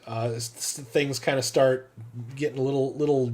I get a little lost. Like I was telling Phoenix earlier, I had to rewatch this because I couldn't remember how it ended, and I'm like, "What's the shit with the mirrors?" And I had to look that up. I love the mirror. I thought that was awesome. Doesn't make a lot of sense. I don't care. It's a neat effect, but it doesn't make a lot of sense compared to what they're trying to say. Because the thing is they're trying to meld religion, science, and cosmic horror all at the same time, and the mirrors just kind of are thrown in there. I feel like they're thrown in as an afterthought.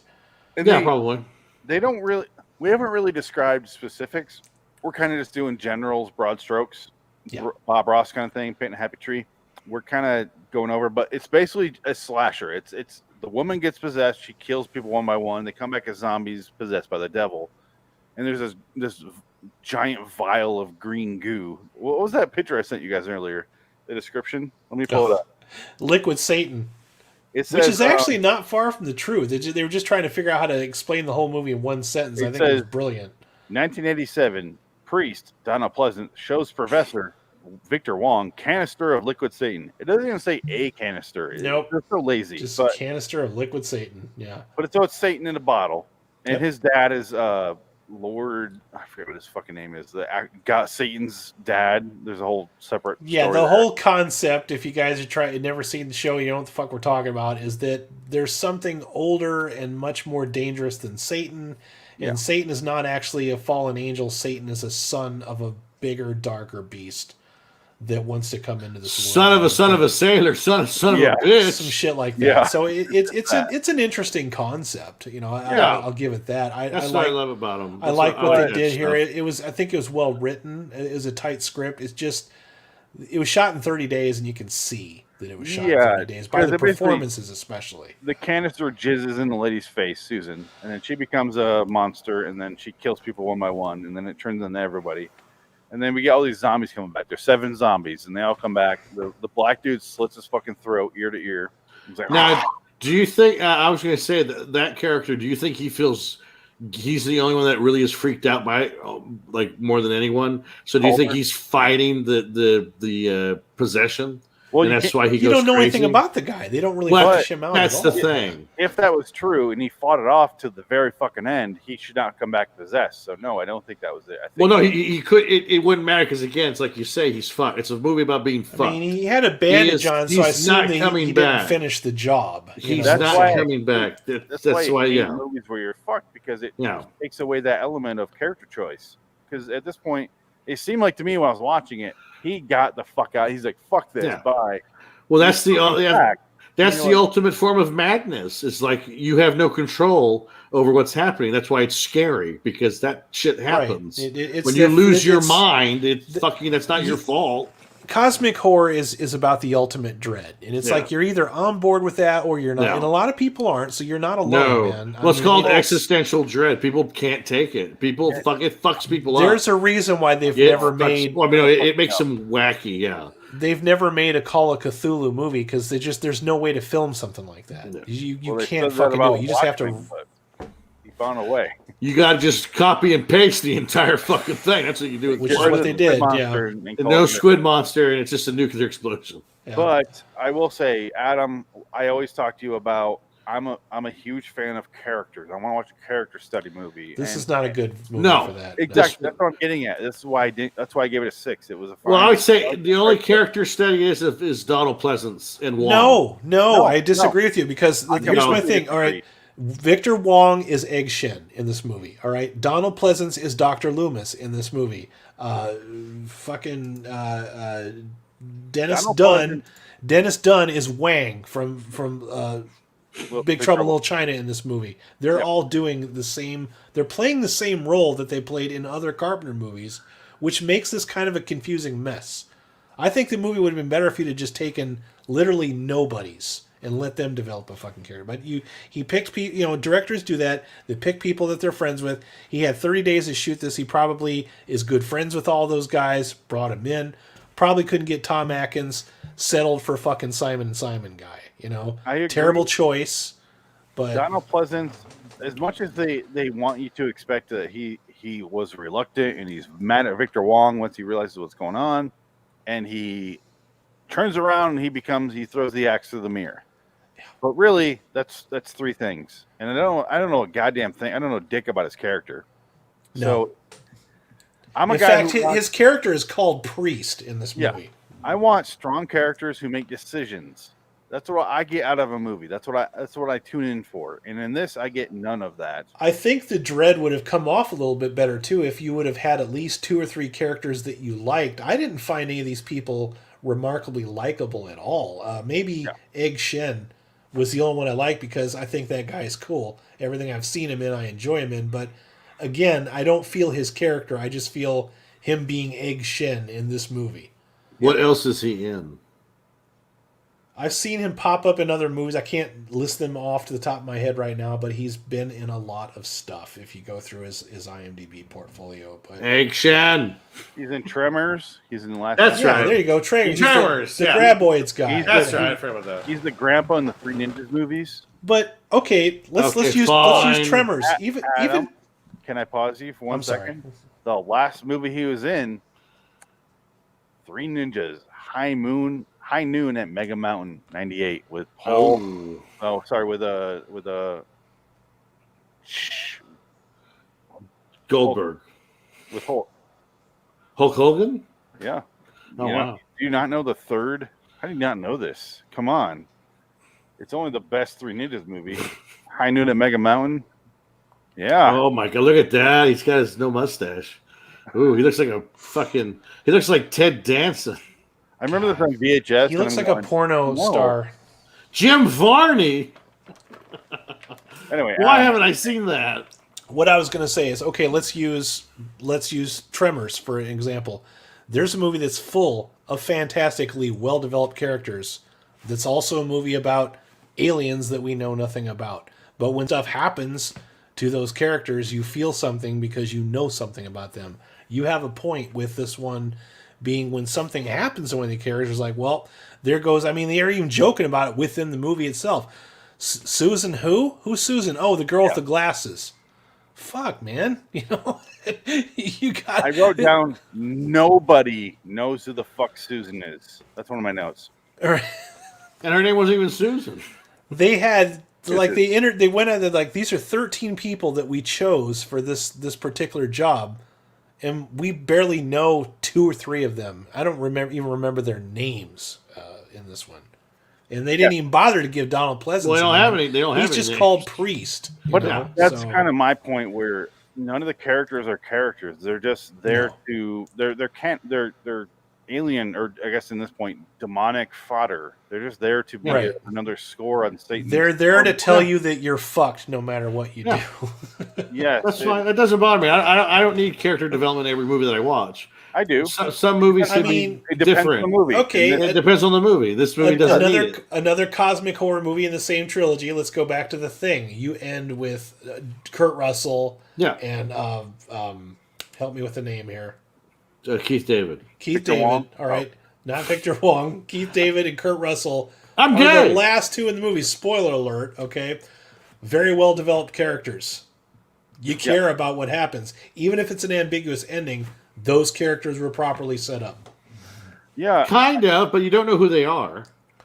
It's just, I think, because of their personality. Well, that's just actor. it. None of these characters. Nobody has personality. Given a personality, movie. no. Well, no, they don't. In fact, I Kurt found Russell, a lot of them to be extremely unlikable. You don't know Kurt Russell's background and story at all in the thing. He's kind of ambiguous. We don't know anything about him. When I say characters, I don't mean I want to know what the fuck where they came from. I just mean I want them to have an informed personality. What they you want to have personality, yeah. I want a personality that goes, I want to do this in this plot. This is what we need to do, a plan. Sure. This movie has 0 of that. You guys remember the Red Letter Media video where they said they asked it's all friends of theirs we know now, but they're interviewing people like, do you remember? Okay, so name some of the characters from the Phantom Menace? Like yeah.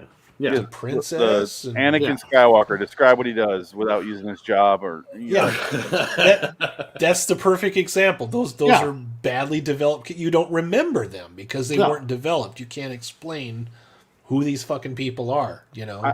And again, I'm not saying this is why the movie sucks. I'm saying if it had that, I would enjoy the movie way more. Right. Yeah. I was saying, I like the movie. It's the type of movie that doesn't need it because it's like a slasher movie anyway. Because slasher movies just have fodder anyway.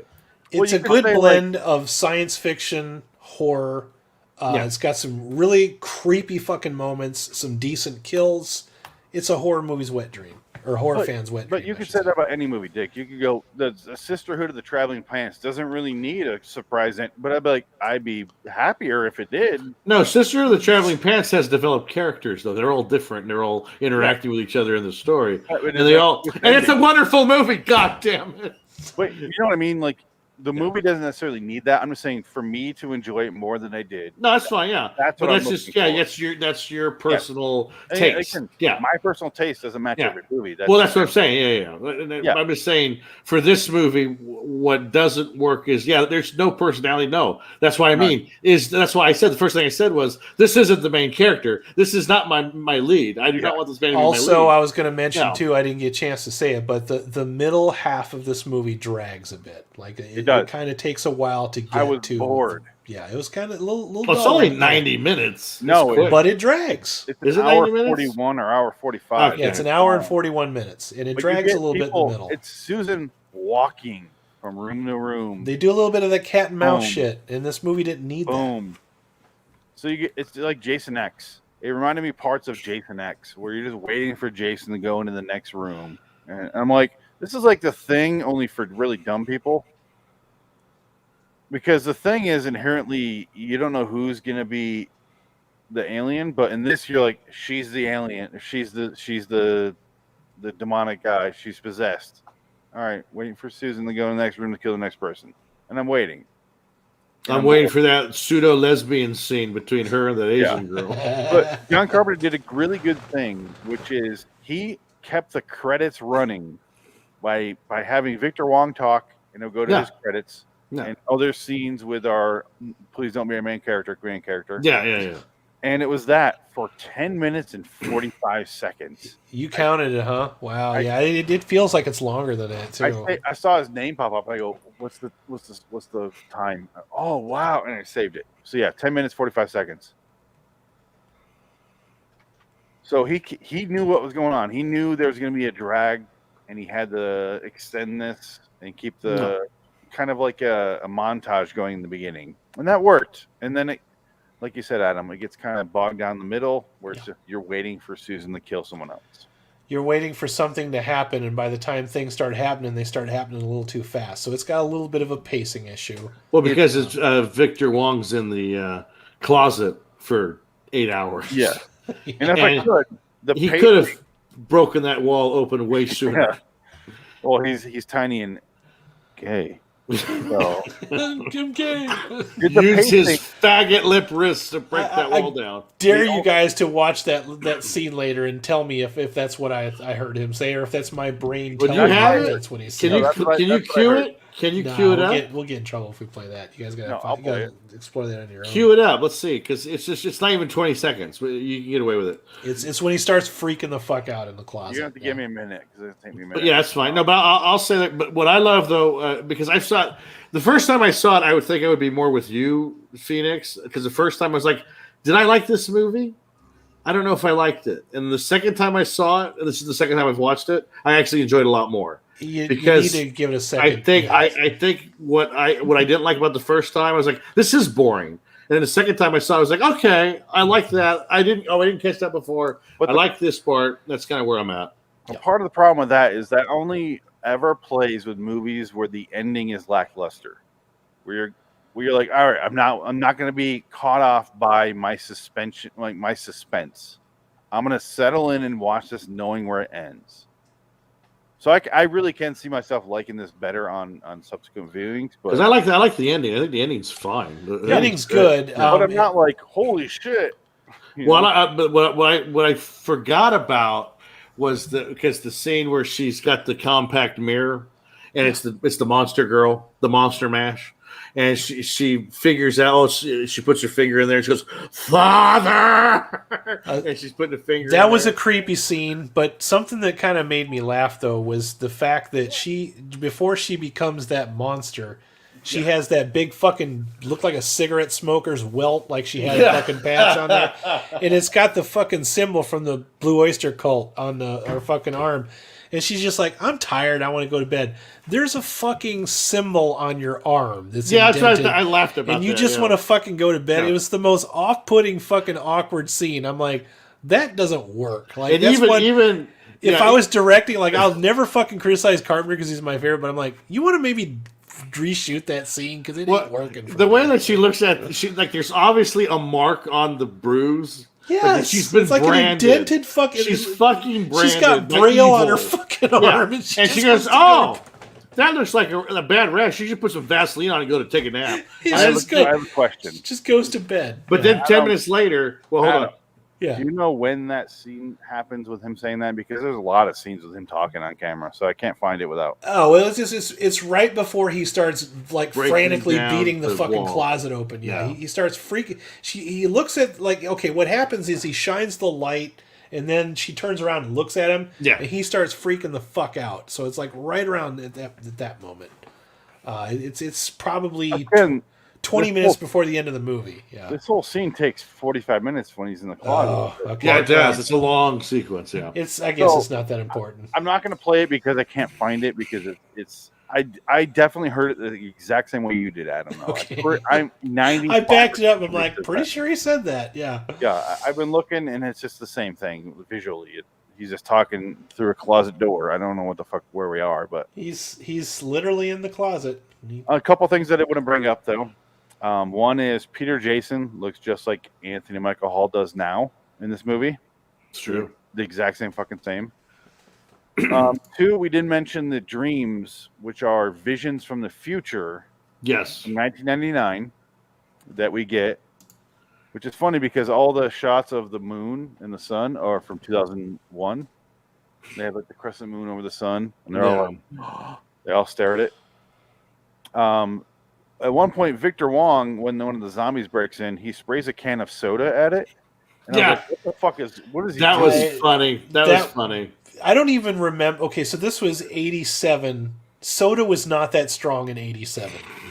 It might have been that strong in like 57, but definitely not 87. Okay, No. 87 soda is almost the same shit you're drinking now. No, he got a Jolt Cola can. He's like, No, it was Shasta.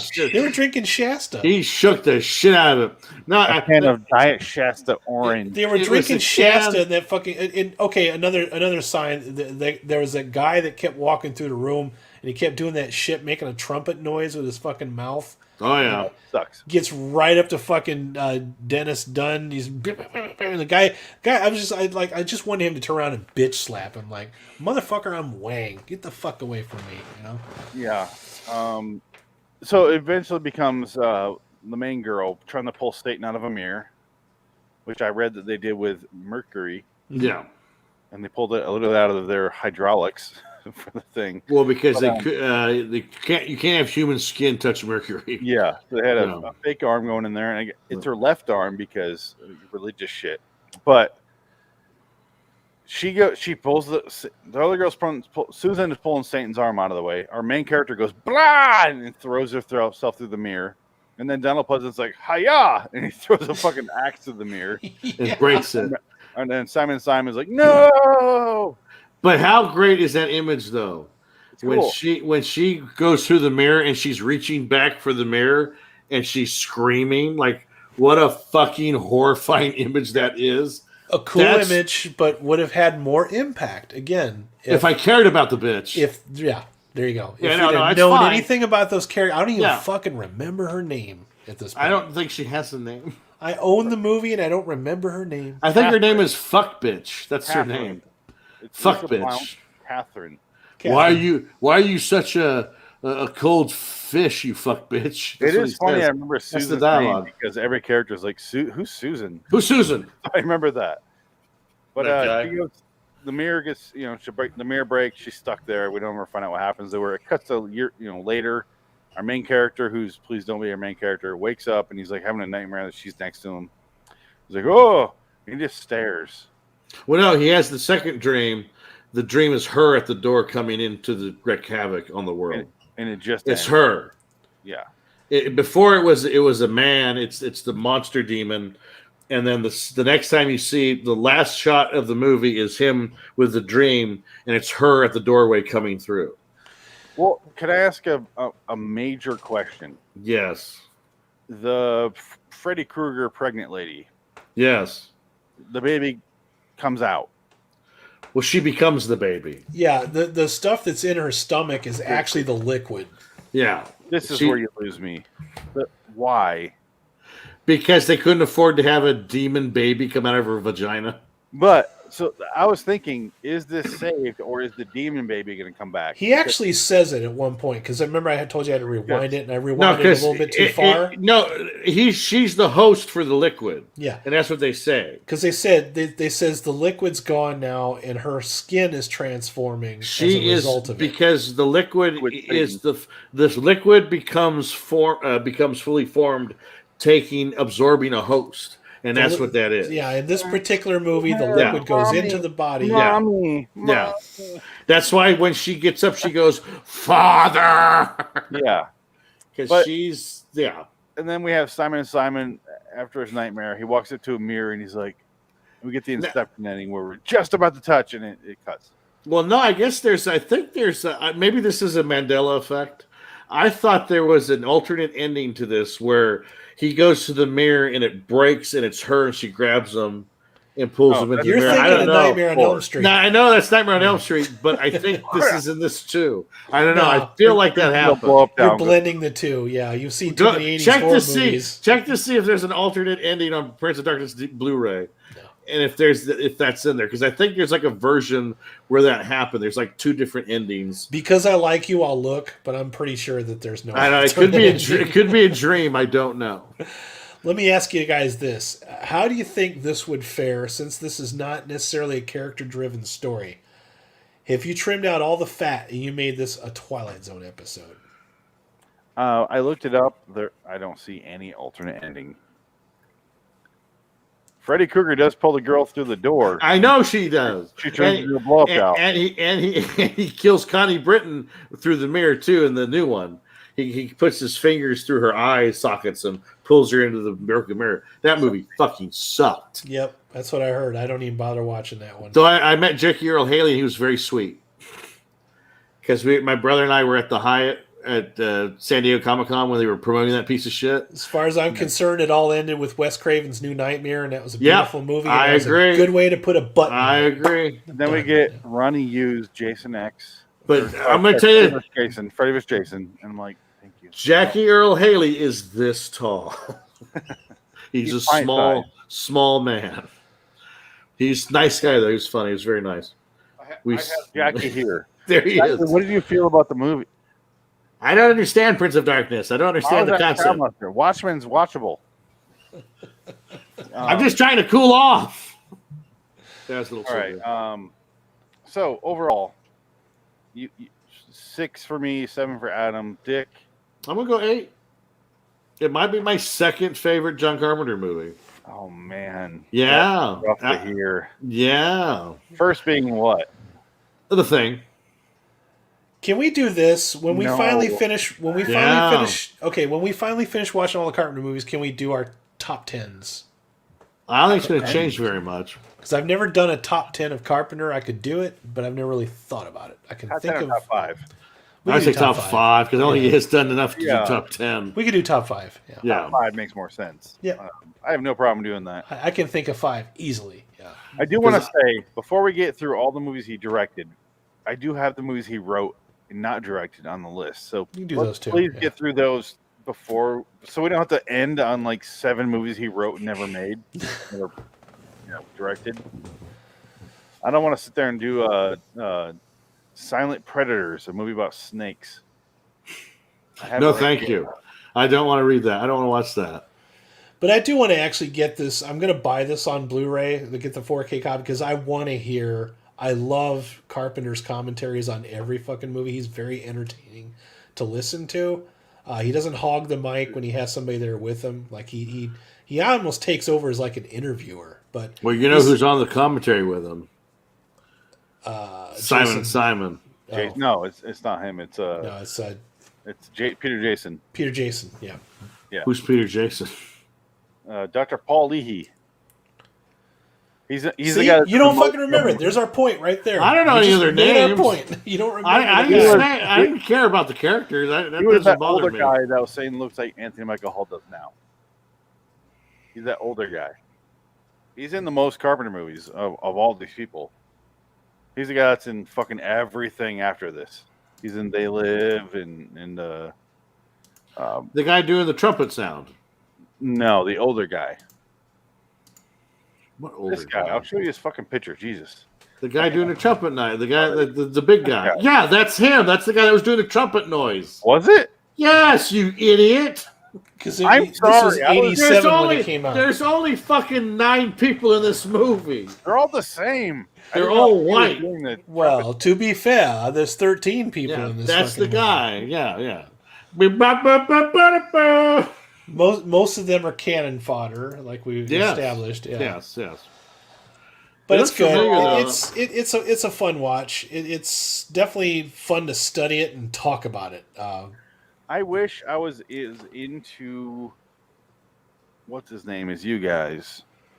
No, I don't really care. I'm not into Lovecraft. I don't think he's that good. Lovecraft is an asshole, but I like the concept. It's a neat idea, yeah. The concept of something is older than you conceived. You know, like something comes around and everything that you grew up to believe is no longer reality anymore. I like that concept.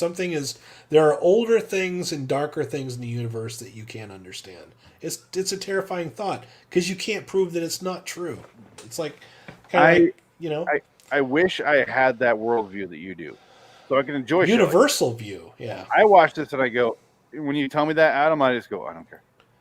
If you think about it, what a great way to go, though. Humanity is very arrogant. You won't lose your mind. They think the universe revolves around them, and then you realize that you're just an insignificant fly speck, and there's things that are older and far more important than you are.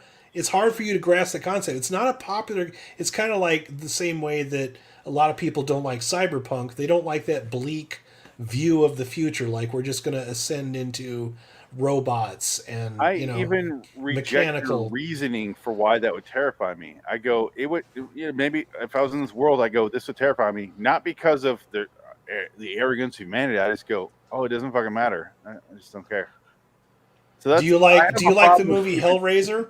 No, I fucking hate Hellraiser. That makes sense. I'm here to kick ass and chew bubblegum, and I'm all out of bubblegum. I'm like, fucking do something. Do something. Yeah. What, Hellraiser? You're shedding skin in a closet. So what you're basically telling me is you don't like horror that you can't explain or reason with. No. Because so you don't like any horror movie. No, that's what I'm saying. Cosmic horror is a very universal principle. No, It Follows is a movie that you can't explain. No. Promise you that's not cosmic horror.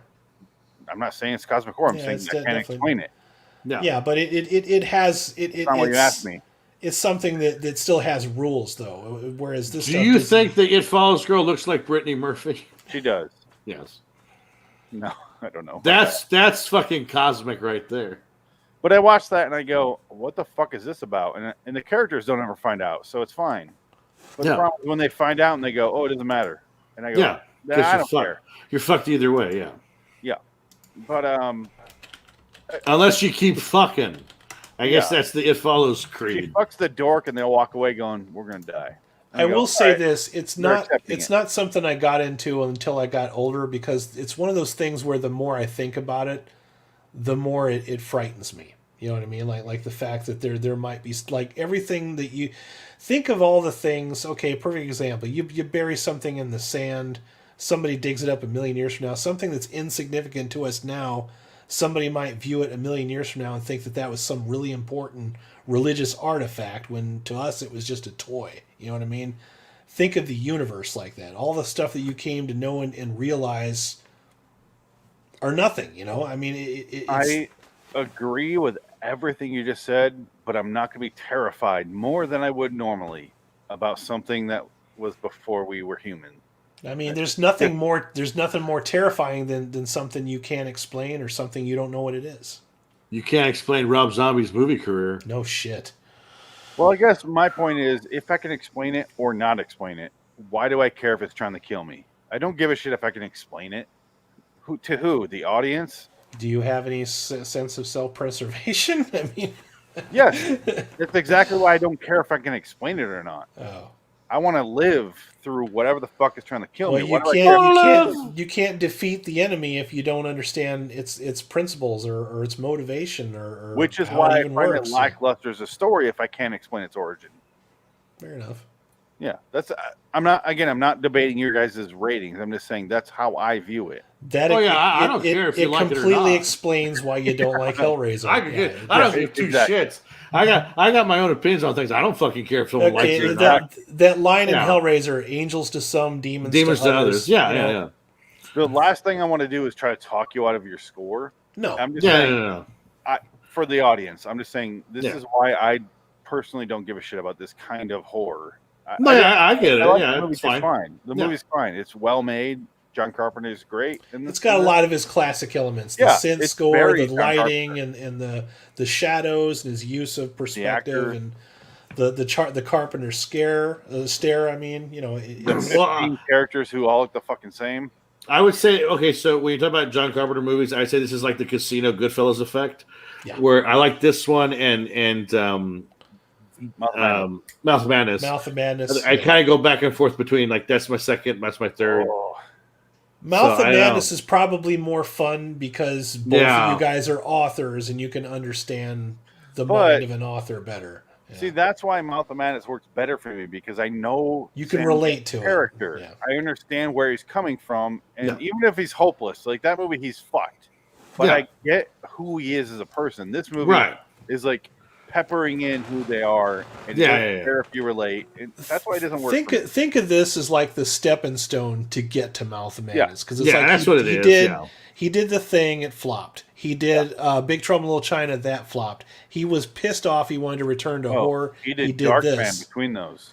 He did Darkman, which is he didn't do Darkman. He did Starman. No, Starman. Yeah. Sorry. Way different films. Darkman's a good movie. Starman's a piece of shit. Darkman's a good movie. Darkman's wonderful. Darkman's good. But so this is by the time he got to Mouth of Madness, he refined what he wanted to make this, utilizing these concepts. I completely agree. I think this was a learning experiment for In the Mouth of Madness. That's what it is. Yeah. And like I said, I even openly admitted it. In the Mouth of Madness took me 4 watches to really enjoy. Yeah. So I would say that's true. Yeah. And it's just a matter of taste. The first time I watched it, things that you don't understand, either they frighten you or you just don't care, and that's kind of where it usually falls on that scale. But again, no matter what, I hate to be repetitive, but the last thing I'm going to say, then you guys can talk. I always want to know where the character is coming from in the story I'm watching. And Sam Neill, I know exactly where he's coming from. I know who he is. I know how he feels about things, and I watch it and I follow that track along with him. And there's nobody. No, well, no, and that's the thing. Yeah, there is no personalities. There's nobody. He's really bad. He's really bad. It's 100% true. Yeah, story to tell you how to feel, which is kind of backwards. I think for me, story outweighs that for me because I can watch a movie. If the story is good, I'll be like, okay, I can forgive the lackadaisical characters. I don't really care. But if the story and the concept is neat and different, like, oh, that's kind of neat. Right. If this movie, kind of forgive it. If this movie didn't have a concept that Dick and I enjoyed, it would have been a piece of shit. Yeah, sure. Even comedy movies have to be the same for me. I'm very consistent. Like Dick, we always talk about Big Lebowski. Yeah. Office Space. The story is very minimal. No. Especially Big Lebowski, the story is almost non-existent. It's really it's an afterthought. Story. But it's those characters that you follow along with your journey, and that's what informs the story, and that's where you're enjoying it from. But also, Big Lebowski is a genius script because everything is set up and payoff. Yes, like everything mirrors each other. Like everything's called back within either a line of dialogue or an image. It's fucking hilarious. Oh, the perfect script is Hot Fuzz. Yeah, Hot Fuzz has a perfect script. Everything's set up, and then you see the exact same things later. The same scenes, but they have completely different meaning. Yeah. So, but I know the characters, and that's why it works later. Yeah. But that's just where I come from. I'm very rigid on that. I don't move away from that very often. So, you could say I don't look outside the box with that, and that's fine. But would you say, like in every movie that you watch, you want a character arc? Every movie? That's the thing. Well, I love the movie Rubber on Netflix. It's fucking terrible. But the tire movie? Yeah, the tire movie. Yeah. But you watch that and you go, this is fucking dumb. And that's where 99% of the audience is lost. They go, this is fucking stupid. And I watch that and go, they are making fun of what you're watching on TV every day. Yeah. They're making fun of you. And Yep. You don't realize it's there's kind no characters. It's kind of like Kentucky Fried Movie, where it's like that's literally just a Saturday afternoon of a TV channel, And that works. So that kind of movie works. It depends on the specific genre of the movie and what they're trying to say. So I don't want to say I always need a character, but with this sort of thing, it does help. With horror and comedy, yes, I do want someone. Well, yeah, that sacrifice at the end, you would have maybe felt something a little bit more, and you'd have been even more mortified had that not actually been if it salvation, was because there's a theory that people have that they actually didn't save the world, and that his girlfriend is actually the new embodiment of the Prince of Darkness. That's what I took from it. But that's Carpenter being ambiguous. He does not do happy endings in his movie. He refuses to fucking do it. The cold fuck bitch becomes the cold fuck bitch of the universe. Right. And that's great. And it's a nice setup because throughout the entire movie you never see the whole figure in the image that they're showing, and at the very end they zoom in on her, roll credits. And I love that that's ambiguous because that works and it's fine. And this type of movie, perfect, great. Yep. Right. But I forget what I was going to say. I was comparing it to a different movie. The Inception thing at the end. That's the Inception ending where he sticks his hand in the mirror and you don't see a touch. And then right. We don't need to know what happened. That's not the important. Yeah. Exactly. And that I love. Or like the Thing, it's not important to know which one of them may or may not be the Thing. It's not important. It's the fact that your mind's going to be thinking about it when you walk out of the theater. That's brilliant. They're wondering, you're wondering. You're part of the story. Characters that work. See? And this movie's fun. It's a good movie. It really is. I really did enjoy it. I would say watch it if you're a fan of John Carpenter because it is very John Carpenter. If you're a fan of horror too, just horror in general, it's a different take on some things that you may or may not have seen before. Yeah, it is beat for beat Ghost of Mars, which is weird to say, but think about it. Nothing. Fucking shit goes crazy toward the end, and you're like, "What the fuck is going?" As far as beat points go, it is Ghost of Mars. It almost amazes me that Big Trouble wasn't more successful when it came out because there's a movie that never slows down. It's constantly shit going on, 100% paced perfectly. That's the one that flopped the hardest too. Well, he Carpenter. He's a guy. He also admitted he's like this and Big Trouble in Little China failed so fucking hard at the theater, but they made their money in VHS rentals. Yeah. Oh yeah. I probably saw this when I was a kid. VHS saved Carpenter's career for sure. Yeah. Well, and also what's funny about Big Trouble in Little China, the reverberations throughout culture because of that movie. I mean, it's in everything. Every video game is ripping off Big Trouble in Little China. Yep. Every Mortal Kombat game you've ever played ripped off that fucking shit. Yeah, definitely. So he was kind of the zeitgeist guy, really, and I would say he's more of a zeitgeist guy in the last 30 years than anybody else. Yeah.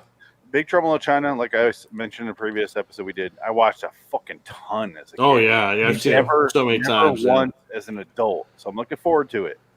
That's one of those ones that I put it on. Green eyes. My parents came in, started watching it, and they fucking loved it too. And I'm like, "What the fuck is this movie?" And then we're just like, "We don't care. It's wonderful. It's fucking great." And that was it, So something that does not need defining. It's not. You don't. Carpenter makes drive-in movies. That look like high budget movies. But you look at what the legacy of Carpenter slasher film. He did that. Yeah. He does the cosmic horror movie. He's done that. I mean, three of those. Yeah. Yeah. I mean, the guy's incredible. Yep. Well, you could say that. Yeah, he's like the lower budget version of Kubrick, who did every fucking genre and killed it. Like some of the best movies in every genre. But the difference was Kubrick was far more successful. Carpenter's the working man's Kubrick, blue collar Kubrick. Poor Carpenter is Kubrick without the budget. Yep. Yeah. He's like on a crunch. He's like he's Roger Corman version of Kubrick. And it shows you how much power Kubrick had. He personally pulled this Ultraviolence. What was that? Clockwork Orange. He personally pulled that movie out of theater when it was doing well at the theater. because they were saying it was so violent and it was bringing out the worst in London. He pulled it out of the theater. He did that. I think he should have pulled it because the movie's okay at best. Carpenter is the type of guy that says $3 million, no fucking problem. I can do that. I'll see you next weekend. He's the Roger. This is not a slight on Carpenter at all. No, he is the Roger Corman version of Kubrick. Yeah, he has a shoestring budget and he fucking makes it work. I can do that. Yeah. Fuck it, let's do it. And that's why I'm looking forward to next week's episode. Speaking of segues, someone's watching me from '78. I've never seen him do this genre. He's doing a thriller, not a horror. Hopefully, it's better than Dark Star. Dark Star is our new low, and I don't blame the movie or Adam for picking it. No, I blame. I blame. It's his first movie. Big deal. I blame Dan O'Bannon. Yeah, but Adam. After I pick someone's watching me next week, you have the next choice. So okay, I'll think about it. I have a couple in mind already. Yeah. Please don't. I will just say consider the movies he wrote, because we're going to start running low on movies he directed, and then we're going to end with like still my Diablo. Pick, so.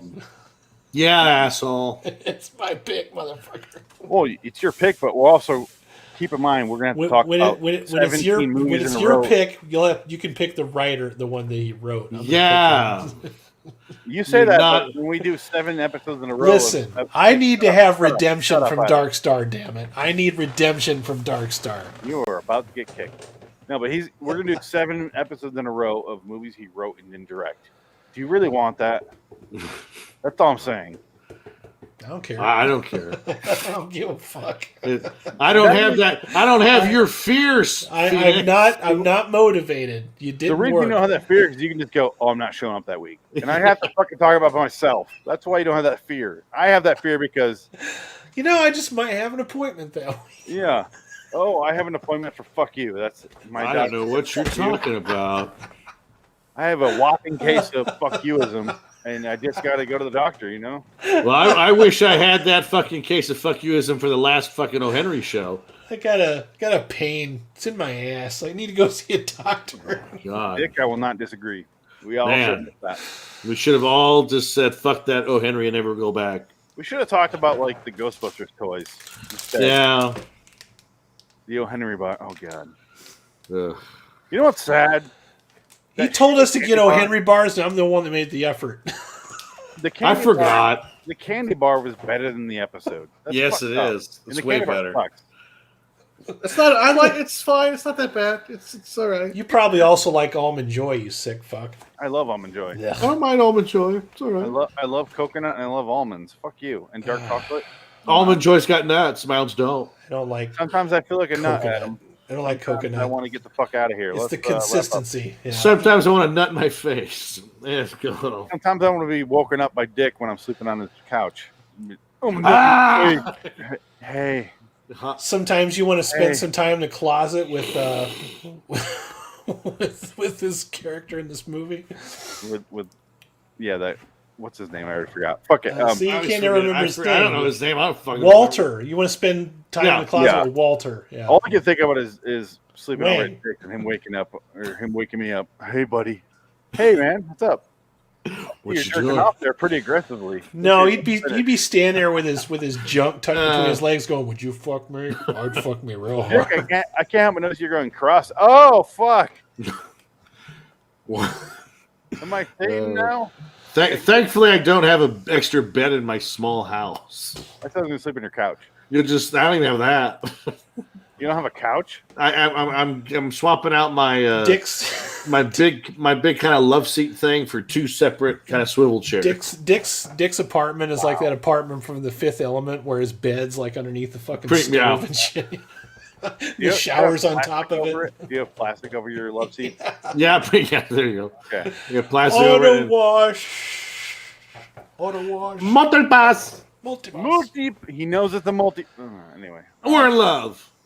Okay, next week, someone's watching me. Can I any parting words of wisdom while I pull up this on IMDb so I can read the IMDb synopsis? Carpenter's a perfect example of go back and watch things that you might not have given a chance the first time. You'd be genuinely surprised when you get older that you might enjoy things a little bit more than you did the first time you watched them. It's too bad he's all done with directing movies because Yeah. I wish he'd have one more good one to go. Also, I can't recommend enough. His commentaries are a joy to sit, and you'll never be bored listening. Oh to him no! talk. Yeah. A Prince of Darkness has a 6.7. This has a 6.6, and it says, 1978. A woman is being watched in her apartment by a stranger who also calls and torments her. A cat and mouse game begins. Someone's watching me. Someone's Phoenix, watching me. if I may, 6.8 or 6 point anything is par for the course for John Carpenter. Most of his movies are like 5s and 6s. Except for Halloween and The Thing. Except for Halloween. No, even The Thing, I think, has a slightly lower score on it. I think The Thing might be an 8 point something. Let me see here. No, I think The Thing is highly rated. I'm looking right now. You're so slow. Come on, just don't even bother. 8.1. Yeah, 8.1. Yeah, that's about right. Oh, you're thinking in terms of when it came out. You have to think in terms of IMDb, which is people now rating the movie. Well, I was going to say, let's take another one that we like. Let's see. Let's try They Live. I think it's at 7 something. 7.3. Okay. Yeah, there you go. How about another one? Let's try Big Trouble. That has a 7.3 as well. Okay. All right. Let's see Starman. Oh, no. Oh, that's got to be a 5.8. 5.8. Okay, so next week. 7.0. Bullshit. Wow. Wow. Yeah. So next week, someone's watching me, and we'll see what Carpenter does with the thriller. I'm looking forward to that. I have no idea what to expect, and I'm looking forward to it just because I haven't seen it. Yeah, I haven't seen it. I'm curious. I'm curious. Dick's by curious about the episode, and we'll get there next week. We're also doing what the fuck one in the last episode we just did. What was it? We just did it. How the fuck do we not know? What, the O. Henry? An anthology show. It's the Unexpected. Yeah. So, okay, guys, for me, LIWstudios.com. We have our live shows posted there. If you're curious on what we're doing in any particular day, go check it out.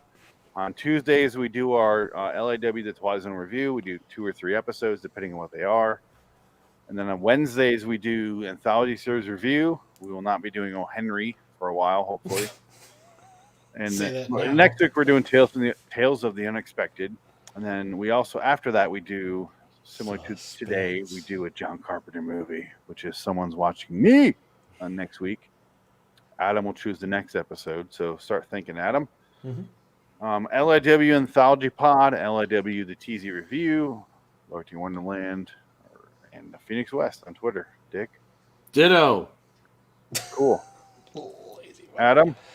I do the Orville reviews with Phoenix. We've been doing those every week. We're going through the old episodes, getting ready for season 3 to come out. So be checking that out on Raiders of the Lost Flicks on YouTube. I also review The Expanse. I review old sci-fi horror movies, especially sci-fi horror. We're also doing the Bad Movie Watch review on Fridays at 9 p.m. Dick O'Henry up here is joining the cast. He'll be a regular on there as well. So that's pretty much where we make fun of the movie, rate the movie, have a good time. Join us. That's going to be at 9 o'clock Eastern Time? 9 p.m. Eastern Standard Time.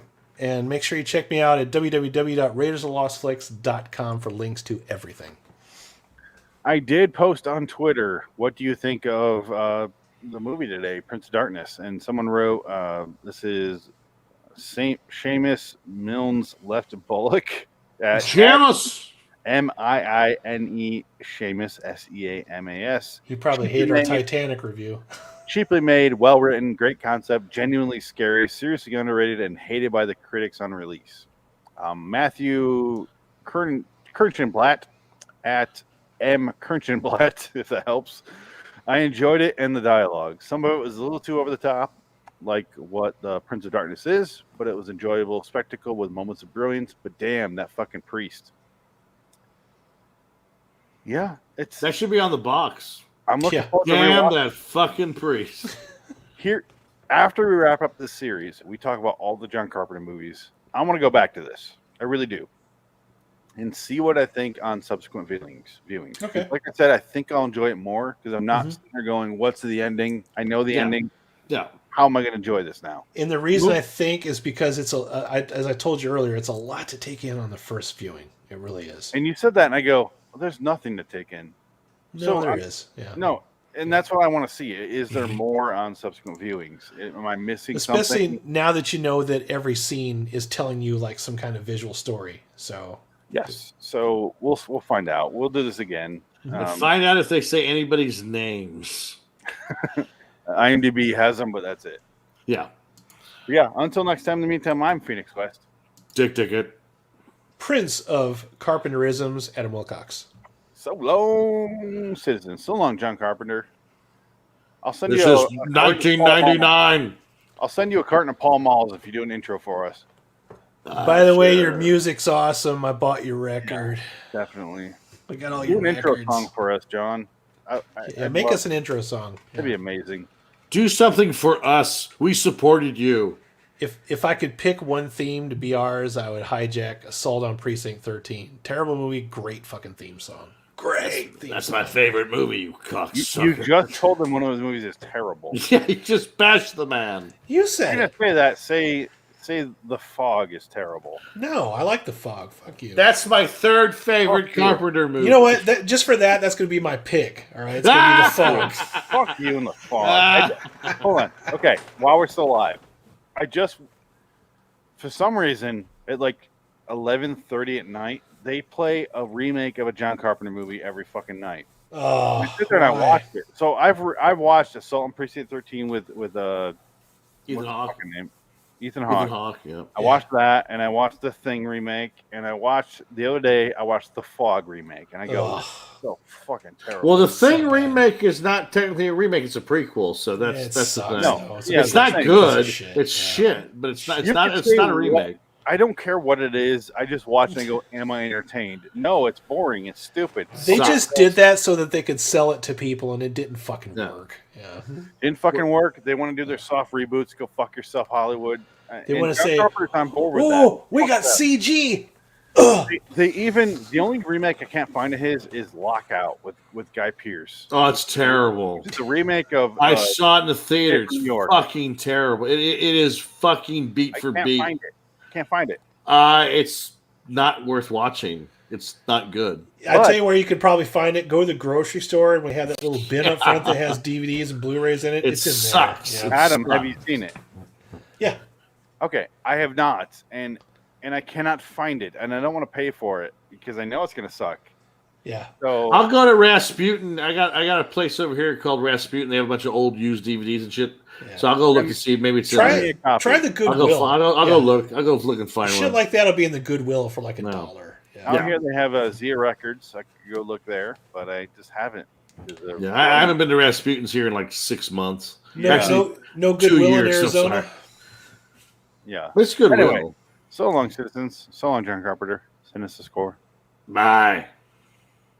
Can you imagine if he did a score for us?